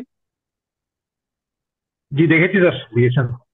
ও যে একটা বড় বেল পিটিশন, 408-এর মামলা ছিল জি সেটা। জি। আচ্ছা, এ এর সর্বোচ্চ শাস্তি স্বরূপ অনূর্ধ্ব 7 বছর সশ্রম বা বিনাশ্রম কারাদণ্ড ও অর্থদণ্ড হবে। তো এই সাজাগুলো আমরা এমসিকিউ থেকে জানি, কিন্তু এমসিকিউ এর নোটে যেভাবে সংক্ষিপ্ত ভাবে সাজা উল্লেখ করা আছে ওইভাবে দিলে হবে না, এভাবে সেন্টেন্স ইউজ করতে হবে। রহিম ও ফরিদ পরস্পর বন্ধু, 10 বছর যাবত অংশীদারের ব্যবসা করছে। অংশীদারের ব্যবসার ক্ষেত্রে 404 420 অ্যাপ্লাই হয় না। মানে একজন শেয়ার হোল্ডার আরেকজনের সাথে, বিজনেস পার্টনার পরস্পরের বিরুদ্ধে 406 420-এর মামলা করতে পারে না। তো এখানে প্রাসঙ্গিক আইন কোন সেকশনে নাই, তাই আমাদের কেস লয়ের হেল্প নিতে হবে। আর নাসির উদ্দিন ভার্সেস মমতাজ উদ্দিন 35 DLR আছে। অভিমত এ লক্ষ্য করা যাক, অত্র মামলার রায়ে বলা হয়েছে যারা অংশীদার ব্যবসা করেন তাদের ক্ষেত্রে 406 ধারার বিধান প্রয়োগযোগ্য হবে না। এছাড়া আরো বেশ কিছু মামলার রায়ে একই ধরনের সিদ্ধান্ত এসেছে। এটা বলে দিলাম, আর কেস ল দিলাম না, একটাই যথেষ্ট, যেহেতু প্রবলেমেটিক প্রশ্ন লিখছি। তাহলে এখানে মামলায় চেয়েছে কি, ফরিদকে পরামর্শ দিন। এবার ফরিদ, বন্ধু তো বন্ধুর বিরুদ্ধে মামলা করেছে, ফরিদ আপনার কাছে চলে আসছে যে বন্ধু আমার সাথে তো ঘটনা খারাপ করে ফেলেছে, বন্ধু এখন শত্রু হয়ে গেছে স্যার, তাহলে আমাকে বাঁচান। তাহলে কি করতে হবে? ফরিদের জন্য পরামর্শ, অ্যাডাপটিভ মেথড। যেহেতু রহিম ও ফরিদ 10 বছর যাবৎ অংশীদারে ব্যবসা করেন, সেহেতু ফরিদের বিরুদ্ধে দণ্ডবিধির 406 420 ধারায় রহিমের মামলাটি বিচারযোগ্য বা রক্ষণীয় নয়। রক্ষণীয় নয় মানে অচল। সুতরাং ফরিদের জন্য আমার পরামর্শ, তিনি অত্র মামলার বিচার শুরুর পূর্বেই, মানে চার্জ গঠনের পূর্বেই বা চার্জ গঠনের দিনই বা তার আগেই কি করবেন, সিআরপিসি, এখানে সিআরপিসি আসবে, সিআরপিসির 561 ধারা বিধান মতে মহামান্য হাইকোর্ট বিভাগে আবেদন করে উক্ত মামলাটি বাতিল এর জন্য পদক্ষেপ নেবেন, অর্থাৎ কোয়াশ এর পদক্ষেপ নেবেন। এখানে কোয়াশমেন্টের বিষয়টা আসবে। যদি মামলাটা চলতে দেওয়া হয় তাহলে দীর্ঘদিন মামলা চলবে, সাক্ষী হবে, সাক্ষী প্রমাণ হবে। তো এগুলো দরকার নাই, এই মামলাটা শুরুতেই শেষ করে দেওয়া সম্ভব, মানে খেয়ে ফেলা সম্ভব। আমার মানে অনেক সময় স্যারে মামলা খেয়ে ফেলা যাবে না এরকম ল্যাঙ্গুয়েজ ইউজ করে। তো আমার ওই ল্যাঙ্গুয়েজটা মাথায় আসলো, যে মক্কেল ফরিদ এসে আপনাকে বললো স্যার এই মামলা তো চলবে না, এই মামলা খেয়ে ফেলা যাবে কিনা। তো হ্যাঁ, এই 561 ধারায় সহজাত ক্ষমতা বলে মহামান্য হাইকোর্ট বিভাগ এই মামলাটাকে কুয়াশ করে দিতে পারেন, মানে অঙ্কুরেই মামলাটিকে বিনষ্ট করে ফেলা সম্ভব। এটা সবচেয়ে বেস্ট পরামর্শ হবে। তাহলে মামলা তো আর চলবেই না, শুরুতেই শেষ। এক্স ওয়াই এর নিকট 2 লক্ষ টাকা ঋণ নেয়, ঋণের কথা বলা আছে দেখেন। এবার ঋণের কথা যদি বলে সেক্ষেত্রে 1/1/2020 তারিখের মধ্যে পরিশোধের কথা শর্ত থাকে। নির্ধারিত তারিখে এক্স টাকা পরিশোধ না করলে ওয়াই দেওয়ানি আদালতে মামলা করে। কিসের জন্য? টাকা উদ্ধারের অর্থ ঋণ আইনে মামলা হবে। তিনি পাশাপাশি একটি ফৌজদারি মামলাও করতে চান, মানে সিভিল কোর্ট দেরিতে হচ্ছে তাই একটা ফৌজদারি মামলা করা যায় কিনা আপনার কাছে আসলো, এবার আপনি তাকে বলবেন কি, সেটা জানতে চাওয়া হচ্ছে। 405 ধারায় অপরাধমূলক বিশ্বাসভঙ্গের সংজ্ঞা দেওয়া হয়েছে। অত্র ধারা বিধান মতে যে ব্যক্তি অবৈধভাবে কোনো সম্পত্তি বা মাল বা মালের অর্থ জিম্মাদারি বুঝে নিয়ে পরবর্তীতে তা যথাযথ মালিককে ফেরত না দিয়ে নিজস্ব ব্যবহারে পরিণত করে, তবে সে অপরাধমূলক বিশ্বাসভঙ্গ করেছে মর্মে কি হবে, গণ্য হবে। এখন 415 ধারা এবার প্রতারণার সংজ্ঞা দেওয়া হয়েছে। ইচ্ছাকৃতভাবে ও অবৈধভাবে নিজে লাভবান হওয়ার অভিপ্রায়ে কোনো ব্যক্তি কর্তৃক ছলনা বা ছলচাতুরির মাধ্যমে প্রতারিত বা পরিচিত করা অপর কোনো ব্যক্তির দেহ, মন, সুনাম বা সম্পত্তির ক্ষতি সাধন করলে তা প্রতারণা হবে। তাহলে দুইটা সংজ্ঞা আমরা দেখলাম, দেখার পর ওয়াইকে বলছি ওয়াইকে আমরা কি করব? ওয়াই যখন আমার কাছে আসবে আমি পেনাল কোড বের করব, বের করে দেখবে, দেখাবো যে ভাই দেখেন 405-এ তো অপরাধমূলক বিশ্বাসভঙ্গ হচ্ছে না, আবার 415-তেও প্রতারণা হচ্ছে না, তাহলে কি করতে হবে? কারণ 405 ধারায় অপরাধমূলক বিশ্বাসভঙ্গ কিংবা 415 ধারায় প্রতারণার কোনো উপাদান বা অভিপ্রায় নেই। আপনার কি ওই যে যাকে টাকা ধার দিয়েছেন, ধার নিয়েছে, দিতে পারছে না, দিবে, সে তো আর অস্বীকার করছে না যে দিব না। কারণ অস্বীকার না করলে কি হয় না, মামলার কারণ উদ্ভব হয় না। তাই আমরা যখনই কোনো মামলা করি, বিশেষ করে ক্রিমিনাল মামলা, অবশ্যই কত তারিখে টাকা দিতে অস্বীকার করেছে সেটা কিন্তু উল্লেখ করতে হবে। এখানে কিন্তু প্রশ্নের মধ্যে কোথাও বলা আছে তিনি পাশাপাশি, এখানে বলল পরিশোধ করতে পারেনি বা পরিশোধ না করলে একটা দেওয়ানি মামলা করেছে এবং আরেকটা ফৌজদারি মামলা করতে চাচ্ছে, কিন্তু যে টাকা দিতে পারছে না, সে যে টাকা দিবেই না বলে অস্বীকার করেছে এমন তো কোনো কিছু বলা নেই প্রশ্নে। তাই তার জন্য ফৌজদারি মামলার কারণ উদ্ভবই হয়নি। কারণ সে প্রতারণা করেনি, বিশ্বাসভঙ্গ করেনি, দিতে দেরি হচ্ছে, দিবে। সিভিল মামলা তো আছেই। ফলে নির্ধারিত সময়ে এক্স উক্ত ঋণের টাকা পরিশোধ না করলেও উক্ত কাজের মাধ্যমে কোনো ফৌজদারি অপরাধের সৃষ্টি হয় না, মানে সে কোনো ফৌজদারি অপরাধী করেনি। সুতরাং আইনজীবী হিসেবে ওয়াই এর জন্য আমার পরামর্শ হলো তিনি নতুন কোনো ফৌজদারি মামলা না করে উক্ত দেওয়ানি মামলার মাধ্যমে ঋণের টাকা প্রাপ্তির চেষ্টা করুন। পরামর্শ কেমন লাগলো শিবলি ভাই? ঠিক ঠিক আছে স্যার। বল- এরকম পরামর্শই কিন্তু দেওয়া উচিত, তাহলে মামলা বাড়বে না, অবশ্যই। অনেকে আবার মিথ্যা মামলা করে দিতে পারে। এটা সবচেয়ে বেস্ট পরামর্শ হবে। আর দুইটা আছে প্রবলেমেটিক। সমবায় সমিতির মালিকগণ একটি স্থাবর, 23 সালের প্রশ্ন, স্থাবর সম্পত্তি নিলামে 90 লাখ টাকায় ওয়াই কিউ খরিদ করেন। তাহলে নিলামে একটা সম্পত্তি কিউ খরিদ করেছে, ওয়াই ও জেড এর ওয়াই জেড এর সাথে যোগসাজশে ওই সমবায় সমিতির সেক্রেটারি এক্স ওই উক্ত সম্পত্তির মূল্য 40 লক্ষ টাকা উল্লেখে জেড এর অনুকূলে একটি জাল দলিল করে মর্মে সাক্ষ্যে প্রমাণিত হয়। তার মানে নিলাম হয় সম্পত্তি কিউ কিনেছে, সম্পত্তিটা কিউ কিন্তু কিনেছে। মিউট করে দিলাম শিবলি ভাই, আপনার লাইনে থাকার কারণে নয়েজ হচ্ছে। আচ্ছা, সম্পত্তি কিউ কিনলো, কিন্তু যে সমবায় সমিতির সম্পত্তি, স্থাবর সম্পত্তি কেনা হলো, সেখানকার সেক্রেটারি জেড এর সাথে কি করেছে, যোগ সাজশ করেছে, করে একটা দলিল তৈরি করেছে এবং এই 90 লক্ষ টাকার সম্পত্তি 40 লক্ষ টাকায় দিয়ে দিয়েছে একটা জাল দলিল করে।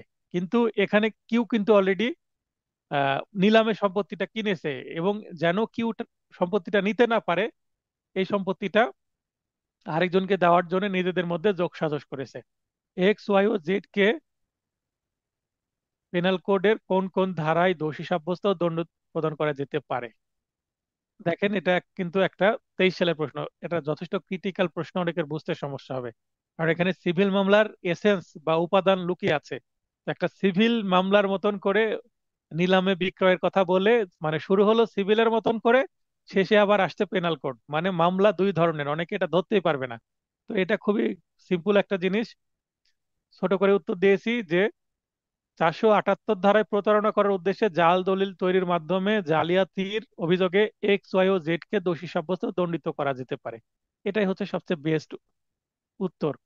এখন এতটুকু লিখবো, এটা তো আসবে না। এরকম প্রশ্ন আসলে আপনাকে ঘটনা বিচার্য বিষয় এভাবে লিখে প্রাসঙ্গিক কাহিনী আপনি 478 ধারায় দিবেন এবং সিদ্ধান্তের মধ্যে জাস্ট এতটুকু দিবেন, তাহলে হয়ে যাবে। জাস্ট আমি সিদ্ধান্তটা দিয়ে দিয়েছি হ্যাশটি মেথডে। সর্বশেষ প্রবলেমেটিক প্রশ্ন ফ্রম পেনাল কোড। এ আদালতের সামনে একটি বৈচারিক কার্যধারায় একটি দলিল জাল জেনে তা আসল হিসাবে ব্যবহার করেন,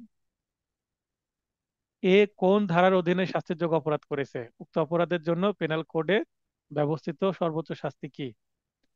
তাহলে এখানে বৈচারিক কার্যক্রমের কথা বলা হচ্ছে। এ আদালতের সামনে একটি বৈচারিক কার্যধারায় একটি দলিল জাল জেনে তা আসল হিসেবে ব্যবহার করার মাধ্যমে পেনাল কোডের 471 ধারার অধীনে শাস্তিযোগ্য অপরাধ করেছে। তাহলে এখানে শাস্তি বলা আছে 465 ধারার সর্বোচ্চ 2 বছর, অর্থাৎ জালিয়াতির শাস্তির অনুরূপ। জালিয়াতির শাস্তি দেওয়া আছে 465, 471-এর শাস্তির কথা উল্লেখ নাই ডিরেক্ট, বলা হচ্ছে জালিয়াতির অনুরূপ, আর জালিয়াতির সাজা আছে 465। তাই আপনাদেরকে দুইটা ধারায় উল্লেখ করতে হবে এবং সাজার পরিমাণ 2 বছর উল্লেখ করতে হবে, এভাবে উত্তর করতে হবে। আচ্ছা, এখন আমরা এখানে প্রশ্ন পড়লাম 57টা। আমার ক্লাস টেস্টে আরো মিনিমাম হয়তো বা পেনাল কোড থেকে ধরে নিলাম 13টা করেছি, তাহলে প্রায় আমি 70টার মতন।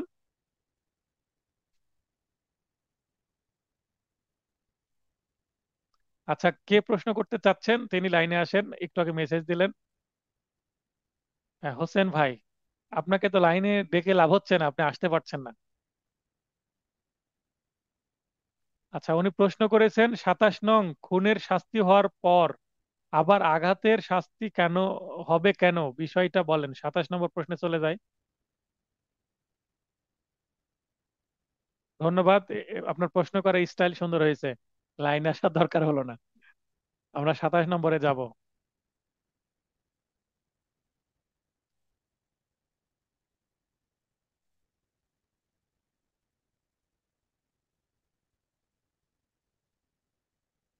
হ্যাঁ, 27 বলছি আলোচ্য আব্বাস আলী, আলোচ্য প্রশ্নে প্রশ্ন মতে আব্বাস আলী ড্রেগার দিয়ে শহীদের বুকে মারাত্মক জখম করার মাধ্যমে শহীদের মৃত্যু ঘটানোর জন্য তাদের 8 জনের বিরুদ্ধে সাধারণ অভিপ্রায়ে বেআইনি জনতাবদ্ধে মিলিত হয়ে খুন করার অপরাধে পেনাল কোডের 302 ও 149 ধারায় অভিযোগ গঠন করা হবে। তাহলে এখানে 302 মান খুন, এবং এই সাথে হচ্ছে ধারা আসবে 149 কমন অবজেক্ট। এটা কার জন্যে? আব্বাস আলী। আব্বাস আলী এবং এই সাথে 8 জন, টোটাল 8 জন। এবং এখানে তাহলে খুন করেছে, এখানে ঘটনা দুইটা ঘটেছে ভাই। হ্যাঁ, একটা ঘটনা কি, শহীদ খুন হয়ে গেছে, শহীদকে শহীদ করে ফেলেছে, খুন করে ফেলেছে। আচ্ছা, অন্য কালি ব্যবহার করি, এই ঘটনাটা ভালো করে পড়ে দেখবেন যে শহীদ খুন হয়ে গেছে এবং মুনিরের হাত ভেঙে গেছে। ডান হাতের কবজি ভাঙার ফলে হাসপাতালে মুনির এবার পড়ে আছে, 24 দিন ছিল। তাহলে ঘটনা কয়টা ঘটেছে? দুইটা, শহীদ খুন হয়ে গেছে এবং মুনির হয়েছে আহত। একজন হয়েছে নিহত, একজন হয়েছে আহত, তাহলে শাস্তি তো দুইজনের জন্যই দিতে হবে, তাই না? তাহলে এই যে এখানে 302 এবং 149 ধারার অভিযোগ, এইটা কিসের জন্য? ওই শহীদকে শহীদ করার জন্য, খুন করার জন্য। কিন্তু মনিরকে যে আপনি হাত ভেঙে দিয়েছেন সেটা শাস্তি দিবেন না, সেটা 325 এবং 149। এবার ক্লিয়ার হয়েছেন কিনা হোসেন ভাই? হ্যাঁ বা না কিছু বলেন। অপরাধ হয়েছে দুইটা। আচ্ছা, ধন্যবাদ। তাহলে লাইনে না এসে উত্তর হয়ে গেল। আশা করি ক্লিয়ার করতে পেরেছি। প্রবলেমেটিক প্রশ্ন নিয়ে কারো প্রশ্ন আছে কিনা? আশা করি পেনাল কোডের আমি এখানে 57টা দেখালাম, ক্লাস টেস্টের মাধ্যমে মনে হয় আমি ধরে নি 13টা দেখিয়েছি। তাহলে টোটাল হয় কয়টা? 70টা। 70টা প্রশ্ন পেনাল কোড থেকে। এর বাইরেও আমি প্রশ্ন করব, এই 70টার বাইরেও আমাকে ভেবে ভেবে প্রশ্ন করতে হবে। আচ্ছা, বলেন যে এর বাইরে প্রশ্ন করলে পারবেন কিনা, রনি আপু বলেন।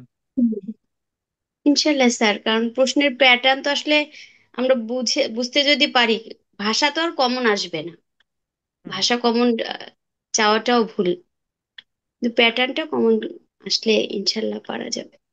আচ্ছা, ওই যে আমরা সিনেমা দেখেছি রূপবান, তারপরে দেখেছি রঙিন রূপবান, নাম শুনেছেন সিনেমার? জি পুরাতন মুভির স্যার। উদাহরণ দিলাম। তারপরে জি স্যার। নবাব সিরাজউদ্দৌলা সিনেমা হয়েছে, আবার রঙিন নবাব সিরাজউদ্দৌলা। তো যেটা পুরাতন নতুন, জাস্ট কি ক্যারেক্টার গুলো চেঞ্জ হয়, তাই না? জি স্যার। তো সম্ভবত যেটা রূপবান আগে ছিল কবরী ছিল সাদা কালোতে, আর যখন রঙিন হলো তখন সম্ভবত রোজিনা, তাই নাকি? তো এই যে ক্যারেক্টার পরিবর্তন করে আসবে, ক খ এক্স ওয়াই এভাবে পরিবর্তন করে আসবে, কিন্তু গল্প তো একই থাকবে। তো গল্প জি দেখলে তো বোঝা যাবে, যে একটা সিনেমার একটা পার্ট দেখলে, একটা ডায়লগ শুনলে বোঝা যাবে হ্যাঁ এটা রূপবান ছবির ডায়লগ, সেটা রঙিন রূপবান হোক বা পুরাতন সাদা কালো হোক। তাহলে আপনাকে ধরতে পারতে হবে এটা কি। ঠিক আছে? জি। তো দেখা যাক। আমরা তাহলে আগামীকাল শনিবার আমরা ড্রাফটিং এর পরীক্ষাটা দিয়ে ফেলি। এবং এই যে গতকালকের ভিডিও এবং আজকের ভিডিওটা আপনাদের তো এখন জরুরি না, এখন ড্রাফটিং এ আপনাকে ধ্যান দিতে হবে। তারপরও আমি শনিবার সারাদিনে 2টা ভিডিও দিয়ে দিব, সকাল বিকাল মিলে। কারণ আপনাদের পরীক্ষা দেওয়ার পরেই তো আবার এই রাত্রে এবং সকাল থেকে সারাদিন আবার ওই 2টা ভিডিও দেখতে হবে। কারণ বার কাউন্সিল, লিমিটেশন অ্যাক্ট এবং পেনাল কোড 3টা সাবজেক্টের উপরে প্রবলেমেটিক প্রশ্ন নিয়ে কিন্তু প্রশ্ন হবে। আমি বলেছি যে 15 থেকে 18টা প্রশ্ন করতে পারি 2.5 ঘন্টায় যতটুকু লেখা যায়। তো আমরা আরেকটু ক্লাস হবে 10-12 মিনিট। পার্থক্যমূলক প্রশ্ন আমরা 34 এবং 38-এর পার্থক্য এখানে দেখিয়েছি। 34 আর 38-এর পার্থক্য: 34-এ বলা হচ্ছে কমন ইন্টেনশনের কথা বলা হয়েছে, 38-এ বলা হচ্ছে একাধিক ব্যক্তি একটি অপরাধে জড়িত থাকলে অপরাধ সংগঠনের বিভিন্ন পর্যায়ে অংশগ্রহণের জন্য তাদের ভিন্ন ভিন্ন ভূমিকা অনুযায়ী দায় নির্ধারিত হবে। যেমন মনে করেন একটা কাজ এক একজন এক এক ভাবে করলো, সেক্ষেত্রে এক একজনের এক এক সাজা হবে। যেমন আমরা যে বিষ কিনে দিল একজন, টাকা দিল একজন, একজন বিষ খাইয়ে দিল, তখন ভিন্ন ভিন্ন হলো সেক্ষেত্রে। আচ্ছা, নাজমা নাহিদ বলেন। সালামালাইকুম স্যার। ওয়ালাইকুম স্যার আমি আসসালাম। নোটটা পেয়েছি স্যার। হ্যাঁ, হ্যাঁ। যাই হোক, আর স্যার ভালোই হয়েছে। আর স্যার পরীক্ষাটা প্রবলেমেটিক কি কি কি কোন কোন সাবজেক্টের উপরে হবে? রুটিনটা দয়া করে দেখে নিতে হবে, রুটিনে স্পষ্ট ও দেওয়া আছে। প্রথম 3টা subject: bar council, limitation act, penal code. Routine বিষয়ে লাইভ ক্লাসে প্রশ্ন করে সময় নষ্ট করা যাবে না। আচ্ছা স্যার, ওকে স্যার। আচ্ছা, তো আপনি প্রবলেম বললেন, প্রবলেমে সলভ করে দিয়েছি। এবার আমি যে পরীক্ষায় প্রবলেম দেবো এগুলো সলভ করে দিবেন আপনি, ঠিক আছে? হ্যাঁ স্যার, আপনি প্যানেল করে যত প্রবলেম দিলেন স্যার, আমি তো আগে ট্রেন সত্যি এত মাথা ঘুরছে স্যার। এখন মানে এর বাইরে বার কাউন্সিল কোথা থেকে প্রশ্ন করে দেখবো আমরা, তাই না? না স্যার, না স্যার, মেন কথা হচ্ছে আসলে সব সব প্যানেল করে যত ধারা আছে সবগুলোই পড়তে হবে। হ্যাঁ, হ্যাঁ। না, এখানে পেনাল কোড থেকে অনেক প্রশ্ন করার সম্ভাবনা আছে। আমাদের এমসিকিউ নোট যেটা আছে, হ্যাঁ, জি আমি যে স্যার। এমসিকিউ নোট করেছি, এমসিকিউ নোটে পেনাল কোডকে খুব চমৎকার ভাবে উপস্থাপন করা আছে। যাদের কাছে আছে তারা আশা করি পারবে। আচ্ছা, প্রয়োগ: 34 ধারা স্বতন্ত্র অপরাধের জন্য প্রযোজ্য নয়, তার মানে আলাদা আলাদা অপরাধ তৈরি করে না, বরং যৌথ দায় প্রতিষ্ঠা করে। কিন্তু 38 এর ব্যতিক্রম, যে প্ররোচনা, সহায়তা, সরাসরি সম্পাদন ইত্যাদি বিষয়গুলোকে আলাদা আলাদা বিবেচনা করে আলাদা আলাদা শাস্তি দেওয়া হয়। শাস্তি বা পানিশমেন্ট, পানিশমেন্ট হচ্ছে সমভাবে সবার একই শাস্তি হয় 34 ধারায় থাকলে। 38 ধারায় অপরাধের মাত্রা অনুসারে ভিন্ন ভিন্ন দণ্ড হতে পারে।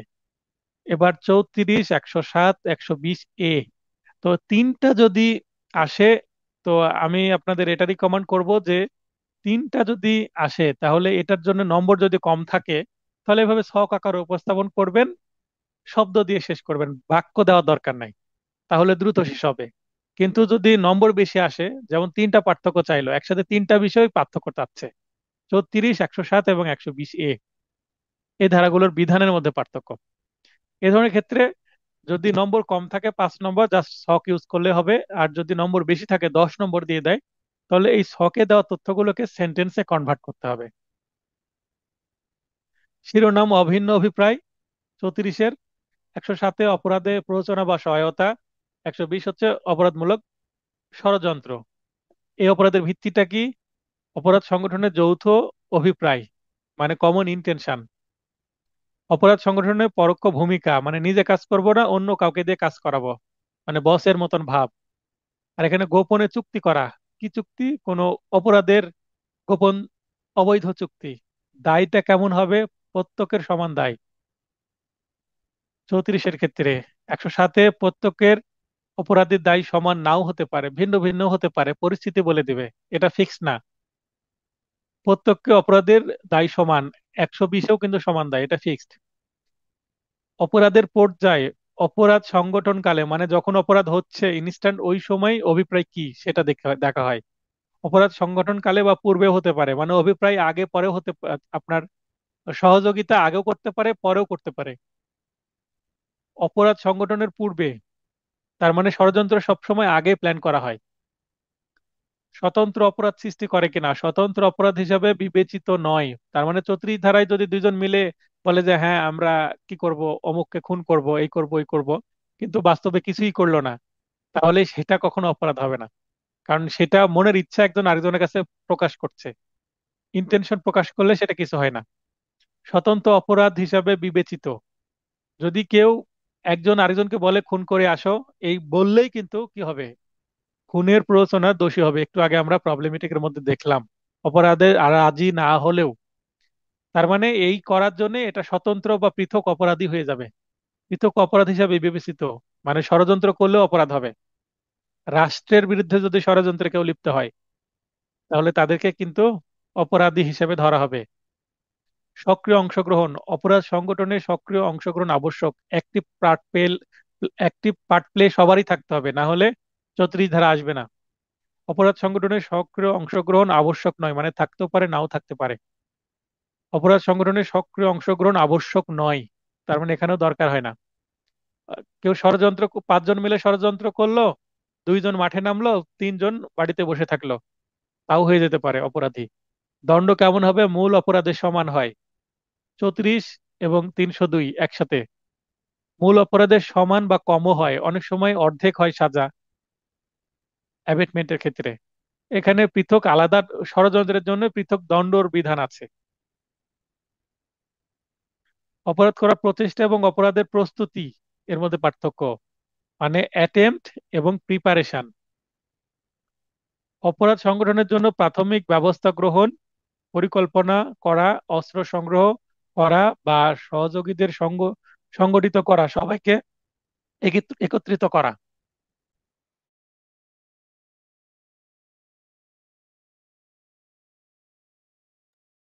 তো এই যে অপরাধ করার জন্য যে কর্মযজ্ঞ শুরু হয়ে গেল, এগুলোকে বলে প্রিপারেশন বা প্রস্তুতি। অপরদিকে অপরাধ সংগঠনের জন্য সক্রিয়ভাবে পদক্ষেপ গ্রহণ করার পর কোনো কারণে তা বাস্তবায়ন করতে না পারাকে অপরাধ করার প্রচেষ্টা বলে। মানে করতে যে পারলো না, কিন্তু মাঠে নেমেছিল। আর প্রস্তুতির ক্ষেত্রে মাঠে নামার আগের কাজগুলো, যেমন আপনারা এখন কি করছেন, আমার কাছে প্রস্তুতি নিচ্ছেন বার কাউন্সিলের লিখিত পরীক্ষার জন্য, এটাকে বলে প্রস্তুতি। আর পরীক্ষার হলে যদি প্রবেশ করেন, তখন আপনার কি হয়ে যাবে, প্রচেষ্টা শুরু হয়ে যাবে। উদাহরণ, কোনো ব্যক্তি যদি খুন করার উদ্দেশ্যে কোনো অস্ত্র সংগ্রহ করে রাখে কিন্তু তা ব্যবহার না করে, তবে তা অপরাধের প্রস্তুতি হিসাবে গণ্য হতে পারে, অপরাধ তো করেনি।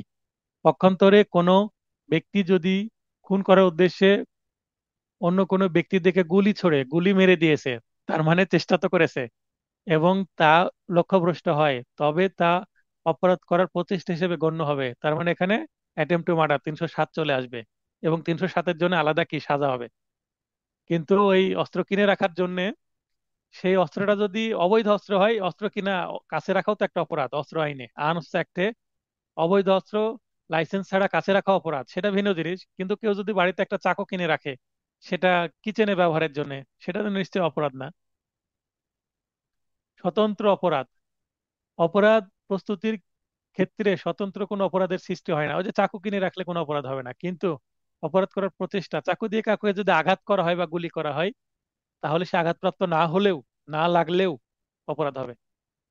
দণ্ডনীয়তা, অপরাধের প্রস্তুতি সাধারণত দণ্ডনীয় নয়। মানে যেহেতু অপরাধ হয় না, দণ্ড কেন দিবে, সাজা হবেই না। এর মাধ্যমে কোনো অপরাধের কার্যক্রম হয়নি, তাই কার্যক্রম শুরুই হয়নি। অপরপক্ষে অপরাধ করার প্রচেষ্টা দণ্ডনীয়, কারণ এর মাধ্যমে অপরাধের কার্যক্রম শুরু হয়ে যায়। ওই যে গুলি করে ফেলেছে, যদি লেগে যেত, লাগেনি স্যার এই বলে কিন্তু মাপ পাবে না। পর্যায়, অপরাধের প্রস্তুতি অপরাধ করার ক্ষেত্রে একটি প্রাথমিক পদক্ষেপ। অ- অন্যদিকে অপরাধ করার প্রচেষ্টা হলো অপরাধের সক্রিয় একটি কার্যক্রম। ইন্টেনশন ও মোটিভের মধ্যেকার পার্থক্য, ইন্টেনশনটা কি? ইন্টেনশন হচ্ছে ব্যক্তির সচেতন অভিপ্রায়, বা সচেতনভাবে কোনো কিছু চাওয়া বা ইচ্ছা করা, সেটা ইন্টেনশন।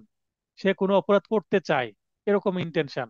অপরদিকে মোটিভ হলো কোনো অপরাধ করার কারণ বা প্রেরণা, মানে কি কারণে সে অপরাধটা করেছে, কোনো প্রতিশোধ নিচ্ছে কিনা বা কোনো টাকা পাচ্ছে কিনা এটার জন্য। মানে মোটিভটা হচ্ছে কি কারণে করছে, কজ।